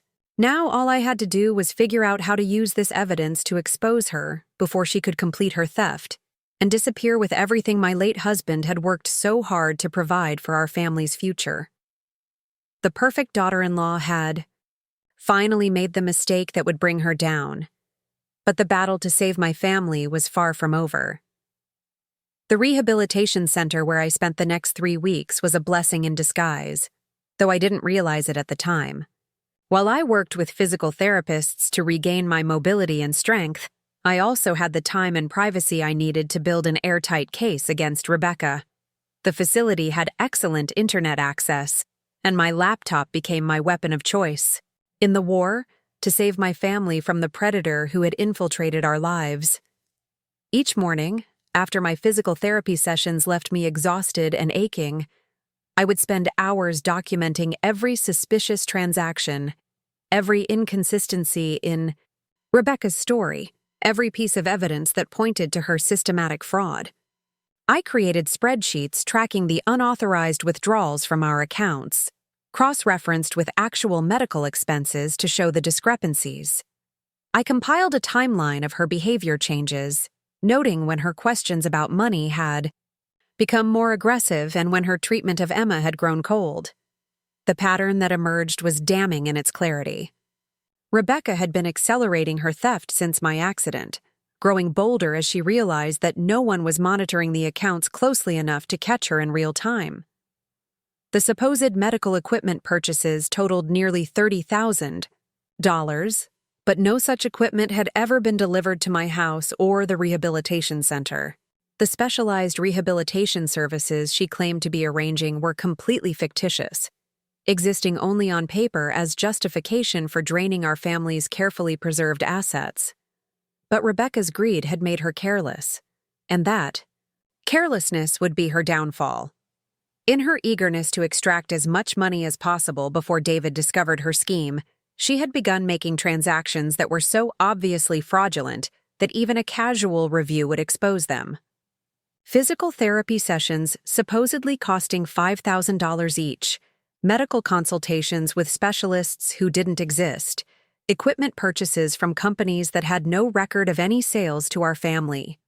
My daughter-in-law had transformed from a sophisticated con artist into a common thief, and the evidence of her crimes was accumulating faster than she could cover her tracks. What she didn't know was that I was documenting every illegal transaction, building a case that would not only expose her fraud, but also ensure that every penny she had stolen could be recovered and returned to its rightful place. The investigation took on new urgency when I received a disturbing phone call from Emma's school.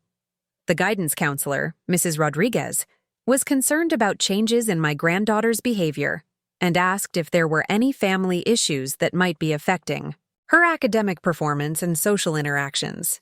Emma has been withdrawn and anxious lately, Mrs. Rodriguez explained during our conversation. She's fallen asleep in class several times, and her teacher reports that she seems distracted and unhappy.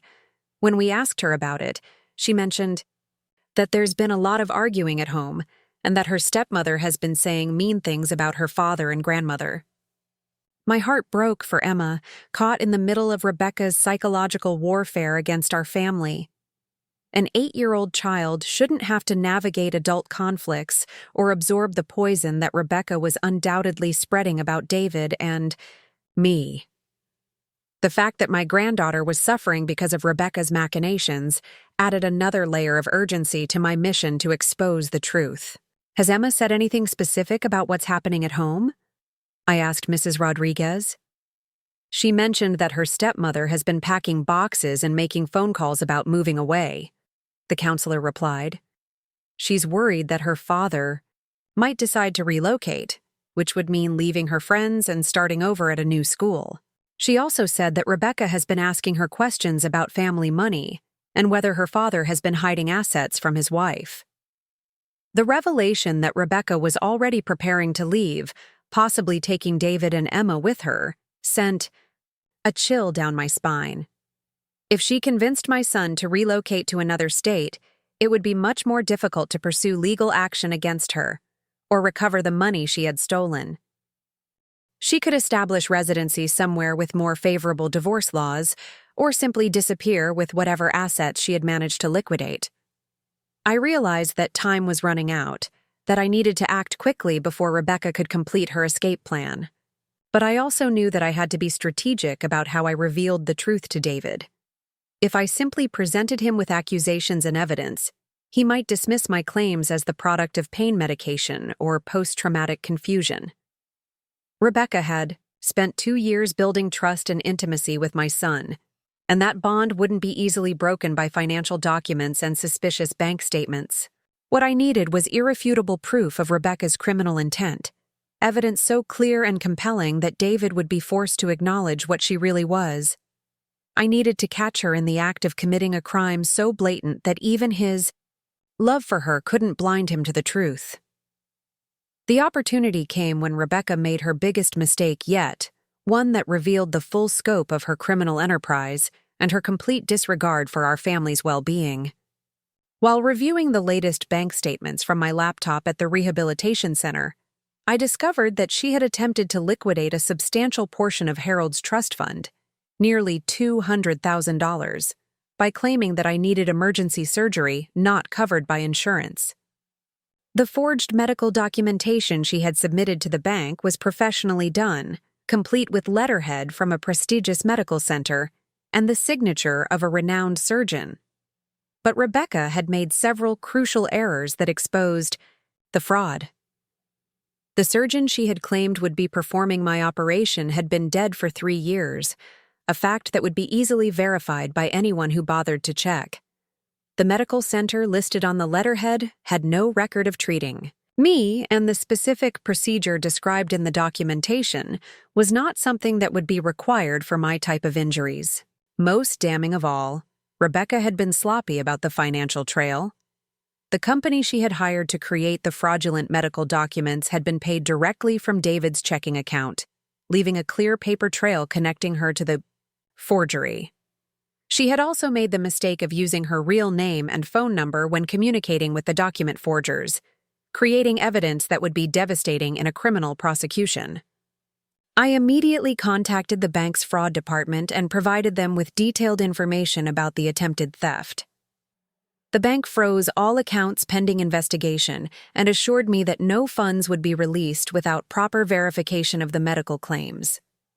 They also informed me that they would be contacting law enforcement, as the attempted fraud involved forged documents and substantial amounts of money. But even as I felt relief that the immediate threat to our family's assets had been neutralized, I knew that Rebecca would not give up easily. She was too intelligent and too desperate to simply accept defeat and walk away. If anything, the failure of her attempt to access the trust fund would make her more dangerous, more willing to take desperate measures to salvage her scheme. My fears were confirmed when David called me later that same day, his voice tight with stress and confusion. "Mom, I just got a call from the bank about some kind of fraud investigation involving Dad's trust fund. They wouldn't give me details over the phone, but they said all our accounts have been frozen pending review. Do you know anything about this? I could hear Rebecca's voice in the background, and the tone was angry and demanding. She was clearly pressuring David to challenge the bank's actions, to assert his rights as the account holder, and demand immediate access to the funds. But David was too smart to be manipulated so easily, especially when his instincts were already telling him that something was seriously wrong. "I'll explain everything when you come to visit tonight," I told him. "But David, I need you to promise me something. Don't let Rebecca have access to any financial information or documents until we've talked. And don't sign anything she asks you to sign, no matter how urgent she claims it is." "Mom, you're scaring me," David replied. "What's going on? What kind of fraud are they investigating?" "Someone has been using forged medical documents to try to steal money from Dad's trust fund," I said carefully.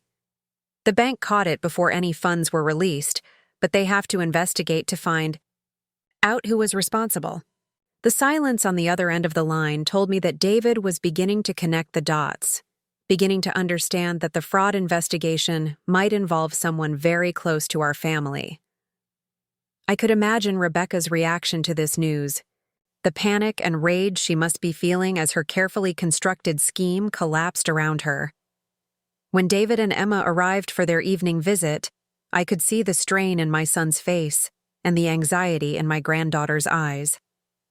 Rebecca had not accompanied them, which was telling in itself. David explained that she had claimed to be feeling unwell, but I suspected she was using the time to dispose of evidence or make arrangements for a hasty departure. "Mom, I need you to tell me exactly what happened the night you fell," David said without preamble. "I've been thinking about what you said earlier, about Rebecca seeming different that evening, and now with this fraud investigation, I'm starting to wonder if there's something I've been missing." This was the moment I had been preparing for, the chance to tell David the truth about what Rebecca had done to our family. But I also knew that I had to be careful about how I presented the information, that I needed to let him reach his own conclusions rather than simply overwhelming him with accusations. I started with the financial evidence, showing him the spreadsheets I had created documenting the unauthorized withdrawals and fraudulent medical claims. I walked him through each transaction, explaining how I knew that the supposed medical expenses were fabricated and how the pattern of theft had escalated since my accident. David studied the documents with the careful attention of someone whose business success depended on analyzing financial information accurately. I could see the anger building in his face as he realized the scope of Rebecca's deception, the calculated way she had exploited his trust and my vulnerability to steal from our family. $200,000, he said quietly, his voice heavy with disbelief. She tried to steal $200,000 using fake medical documents. How could someone I've lived with for 2 years be capable of something like this? "Because she's not the person we thought she was," I replied gently. "She's been playing a role, David, pretending to be someone she never was in order to gain access to our family's resources. The woman we loved never existed at all." Emma had been listening quietly to our conversation, her 8-year-old mind trying to process the revelation that her stepmother was a criminal. When she spoke, her voice was small and frightened.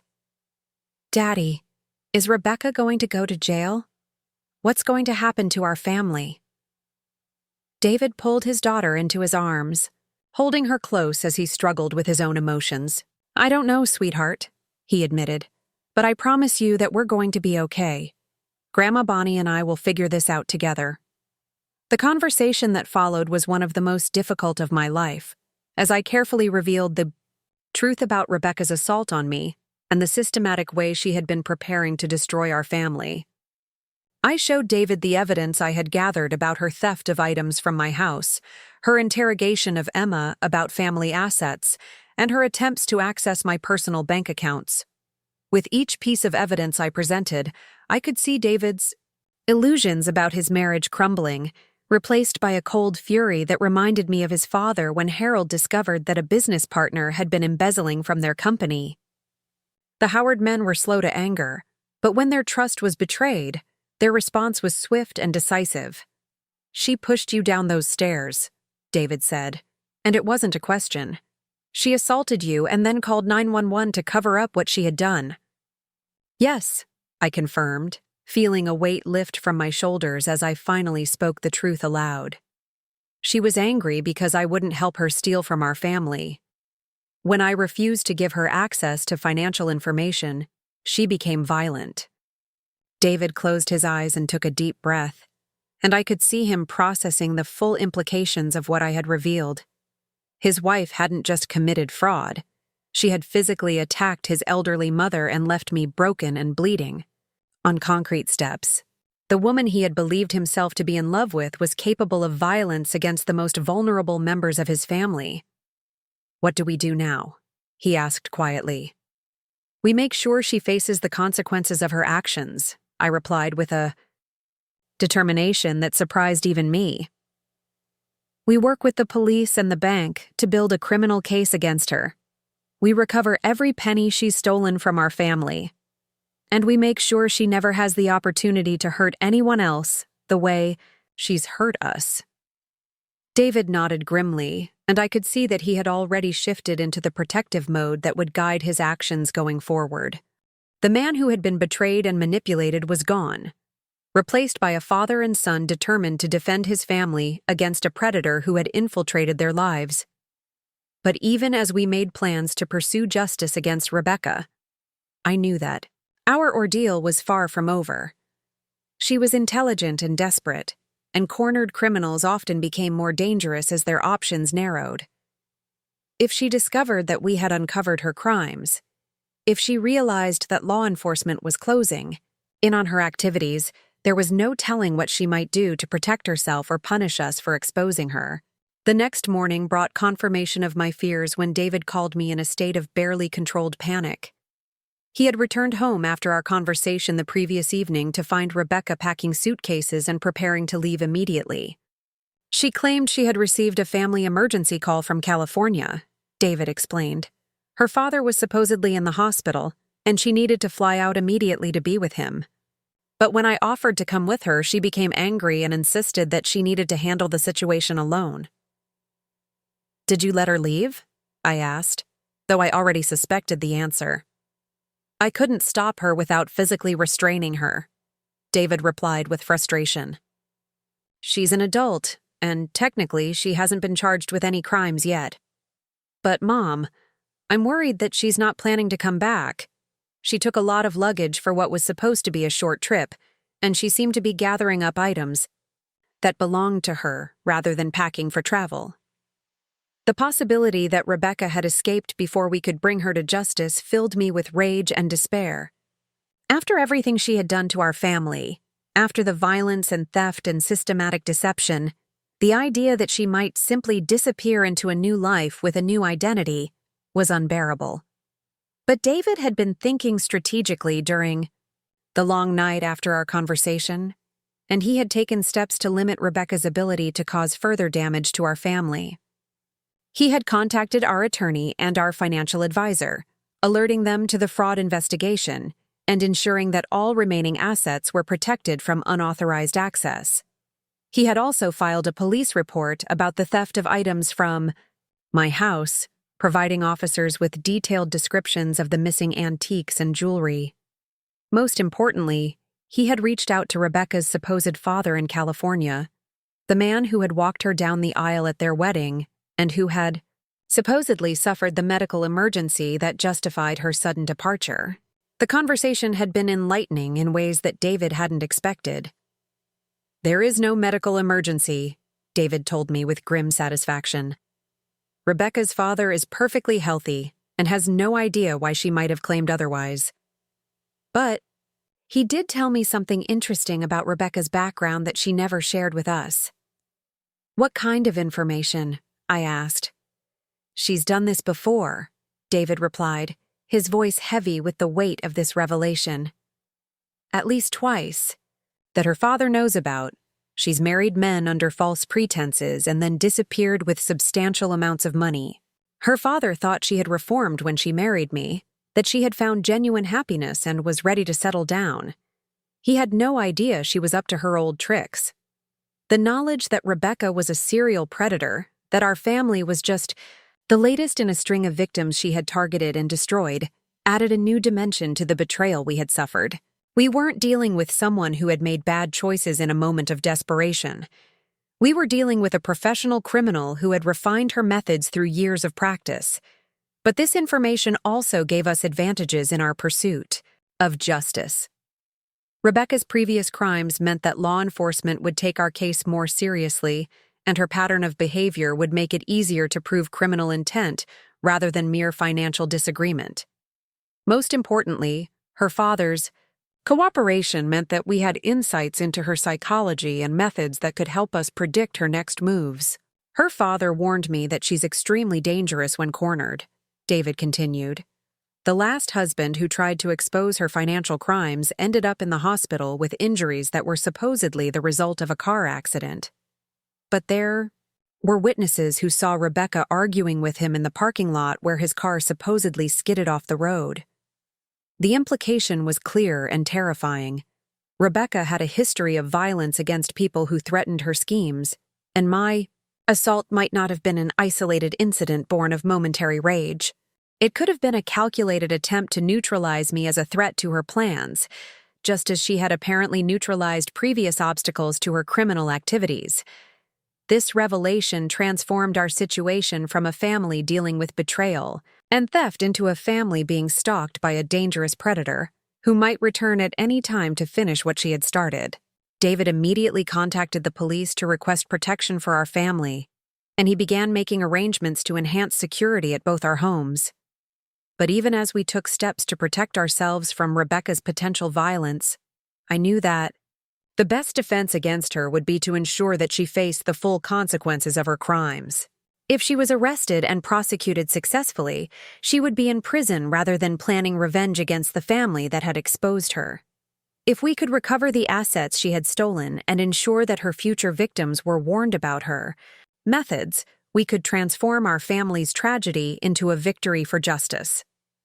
The investigation into Rebecca's crimes accelerated rapidly once law enforcement understood the scope of her fraudulent activities and her history of similar offenses. The bank's fraud department provided detailed documentation of her attempts to access our accounts using forged medical documents.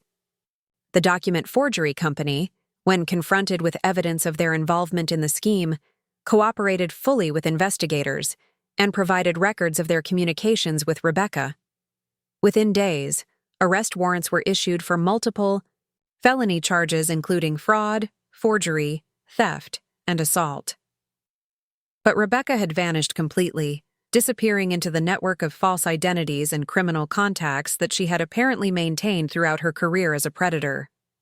The FBI became involved in the case due to the interstate nature of Rebecca's crimes and her history of similar offenses in multiple states. Agent Sarah Martinez, who specialized in financial fraud cases, explained that Rebecca Chen Howard was just one of several identities that the woman we had known had used over the years. Her real name is Linda Zhao, Agent Martinez informed us during a meeting at the FBI field office. She's wanted in connection with fraud cases in California, Nevada, and Arizona. The total amount she's stolen from victims over the past decade is approaching $2 million. Your family is actually lucky that you discovered her scheme before she could complete it. The knowledge that we had been targeted by such an experienced criminal was both frightening and oddly comforting. It explained how she had been so convincing in her role as the perfect daughter-in-law, how she had known exactly which emotional buttons to push to gain our trust and affection. We hadn't been naive or foolish. We had been targeted by someone who had spent years perfecting the art of manipulation and deception. But Agent Martinez also warned us that Linda Zhao was unlikely to simply disappear and start over with a new identity. Her pattern of behavior suggested that she often returned to punish victims who had exposed her crimes, using violence and intimidation to discourage them from cooperating with law enforcement. "We're going to catch her," Agent Martinez assured us. "But in the meantime, you need to be extremely careful. This woman has demonstrated a willingness to use violence when her schemes are threatened, and she may blame your family for destroying what she probably saw as her most successful long-term operation." As I sat in that sterile FBI conference room, listening to Agent Martinez describe the scope of Linda Zhao's criminal career, I felt a complex mixture of emotions. There was relief that we had uncovered the truth before she could steal everything my husband had worked so hard to provide for our family's future. There was satisfaction that justice would eventually be served, that this predator would face the consequences of her crimes against multiple families. But there was also a deep sadness for the family we had thought we were building, for the relationships that had been based on lies and manipulation. Emma would grow up knowing that the woman she had trusted as a stepmother had been planning to rob her of her inheritance and her security. David would carry the scars of betrayal for years to come, wondering how he could have been so thoroughly deceived by someone he had believed himself to love. And yet, as I reflected on everything that had happened, I realized that our family had also been strengthened by the ordeal. We had faced a terrible threat together, and we had survived it through trust, cooperation, and determination. The bonds between David, Emma, and me had been tested by Rebecca's manipulation, but they had proven to be unbreakable. The perfect daughter-in-law had never existed at all, but in her place, we had discovered something more valuable than any illusion. We had learned that our family could survive anything as long as we stood together, and that the love we shared was stronger than any force that might try to destroy it. Now all that remained was to ensure that Linda Zhao faced justice for her crimes and that she never had the opportunity to hurt another family the way she had hurt ours. The hunt for the woman who had called herself Rebecca Chen Howard was just beginning, but I was confident that eventually she would be brought to account for everything she had done.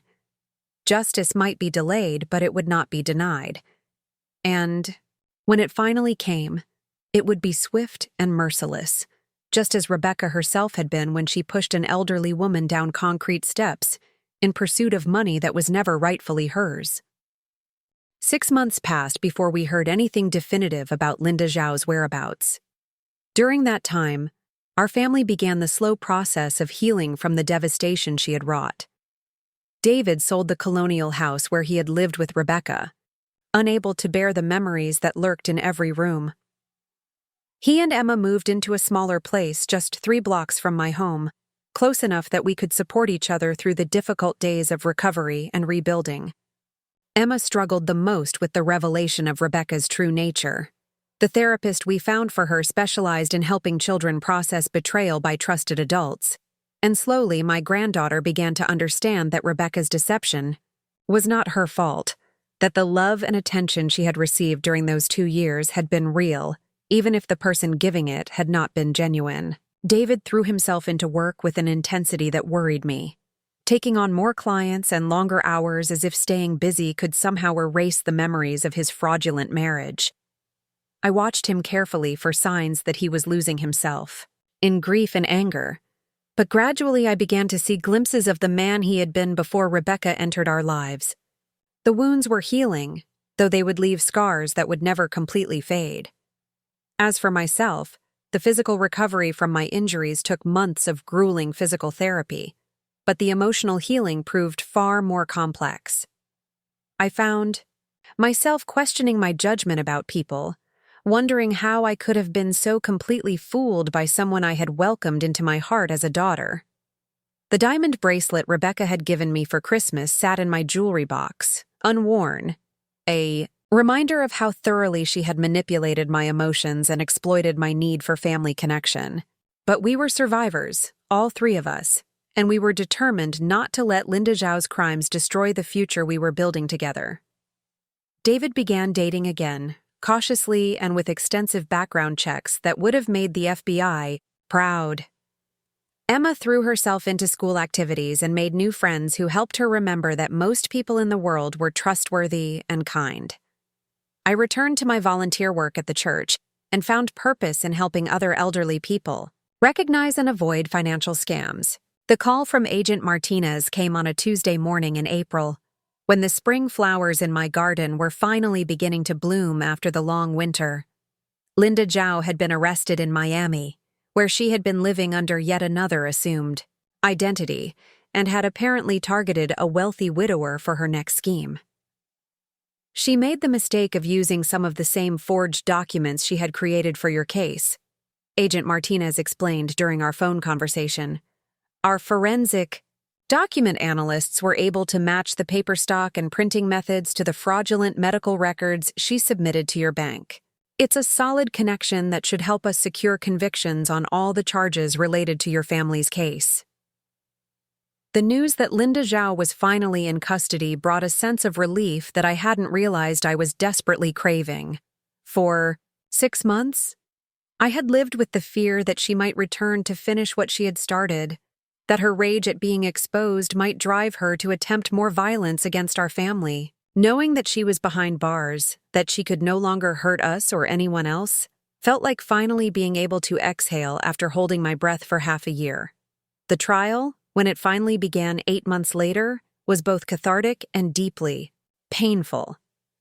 Linda Zhao had been charged with multiple felonies related to her crimes against our family, as well as similar charges stemming from her other victims in different states.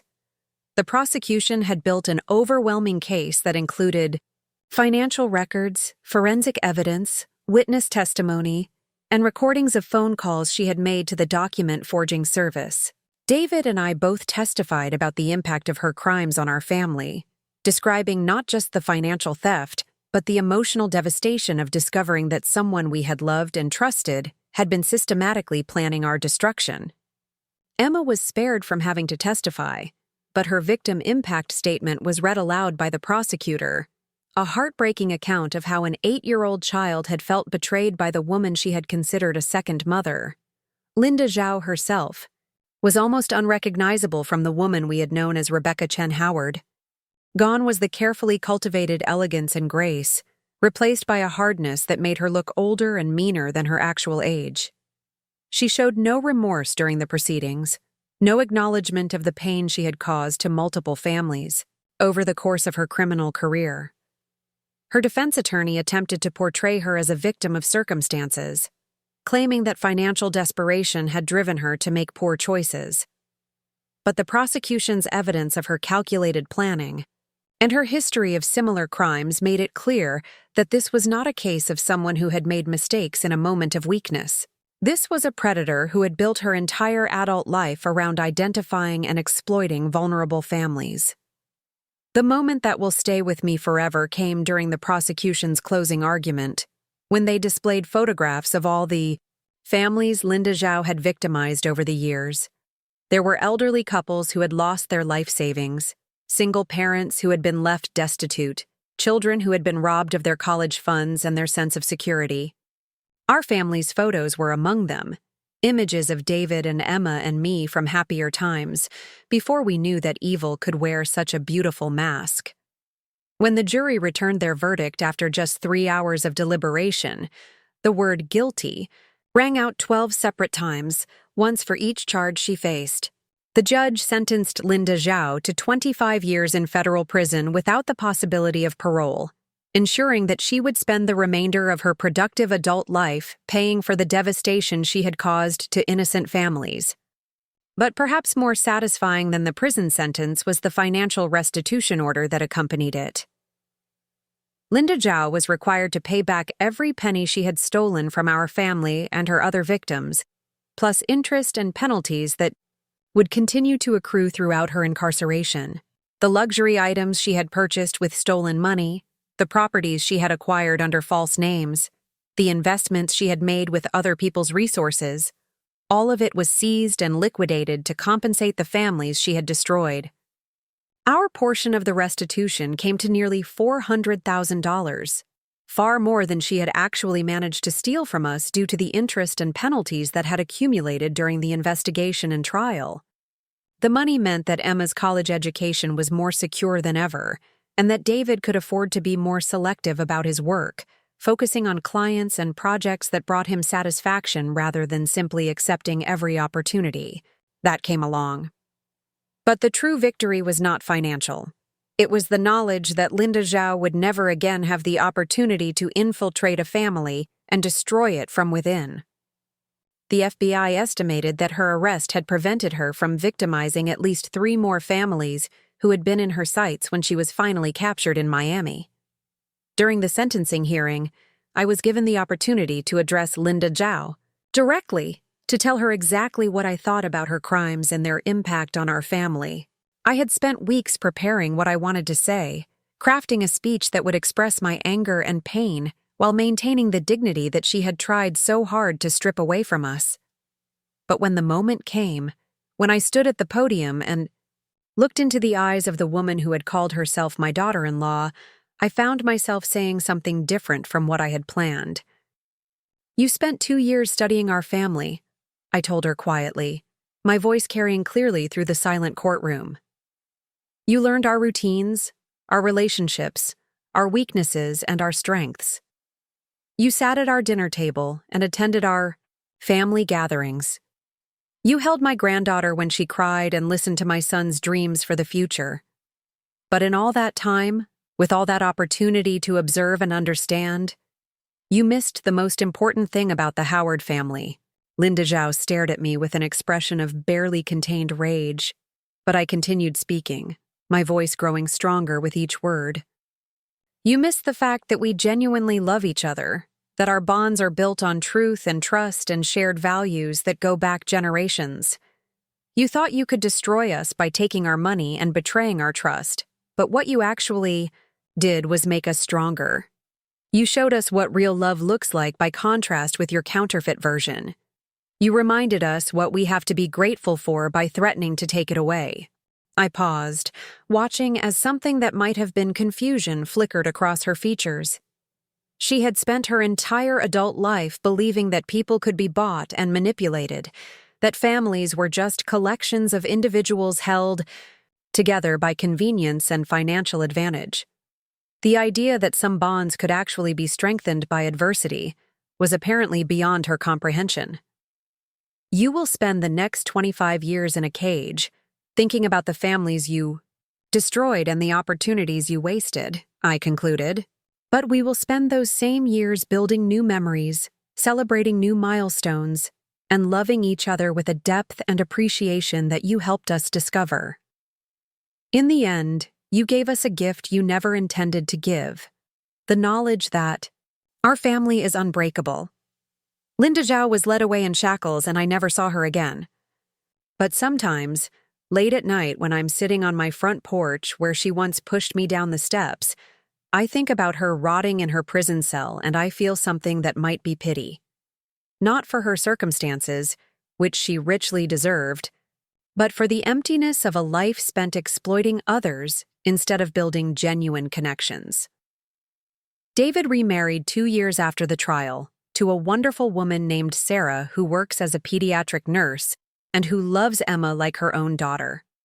Their courtship was careful and thorough, with background checks and reference verifications that would have impressed any private investigator. But more importantly, it was built on honesty and openness, with no secrets about finances or family. History. Emma, now 11, has grown into a confident and perceptive young woman who understands that trust must be earned, and that love requires both vulnerability and wisdom. She speaks occasionally about Rebecca, but without the pain and confusion that once marked those conversations. She understands now that Rebecca was never real, that the woman who hurt our family was someone else entirely wearing a carefully constructed mask.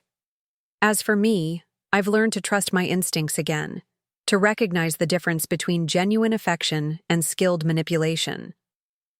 I volunteer with the police department now, helping to educate elderly residents about common fraud schemes and warning signs of financial exploitation. My experience with Linda Zhao has become a cautionary tale that helps other families avoid the trap that nearly destroyed ours. The diamond bracelet Rebecca gave me for Christmas was eventually sold, with the proceeds donated to a charity that helps victims of financial fraud. I kept the receipt as a reminder that even the most beautiful gifts can hide ugly motives, and that the most valuable things in life cannot be purchased with stolen money. Our family gatherings are smaller now, but somehow richer, filled with genuine laughter and authentic affection that no one has to perform or pretend. We've learned to appreciate what we have rather than yearning for what we think we're missing. We've discovered that survival can be a form of victory, and that healing can make you stronger than you were before you were wounded. The perfect daughter-in-law never existed, but in her absence, we found something better. The knowledge that our imperfect, complicated, deeply loving family was worth fighting for. Linda Zhao thought she could step down from heiress to homeless by destroying us. But instead, she stepped from predator to prisoner, while we stepped from victims to survivors. And in the end, that transformation made all the difference. Up next, you've got 2 more standout stories right on your screen. If this one hit the mark, you won't want to pass these up. Just click and check them out.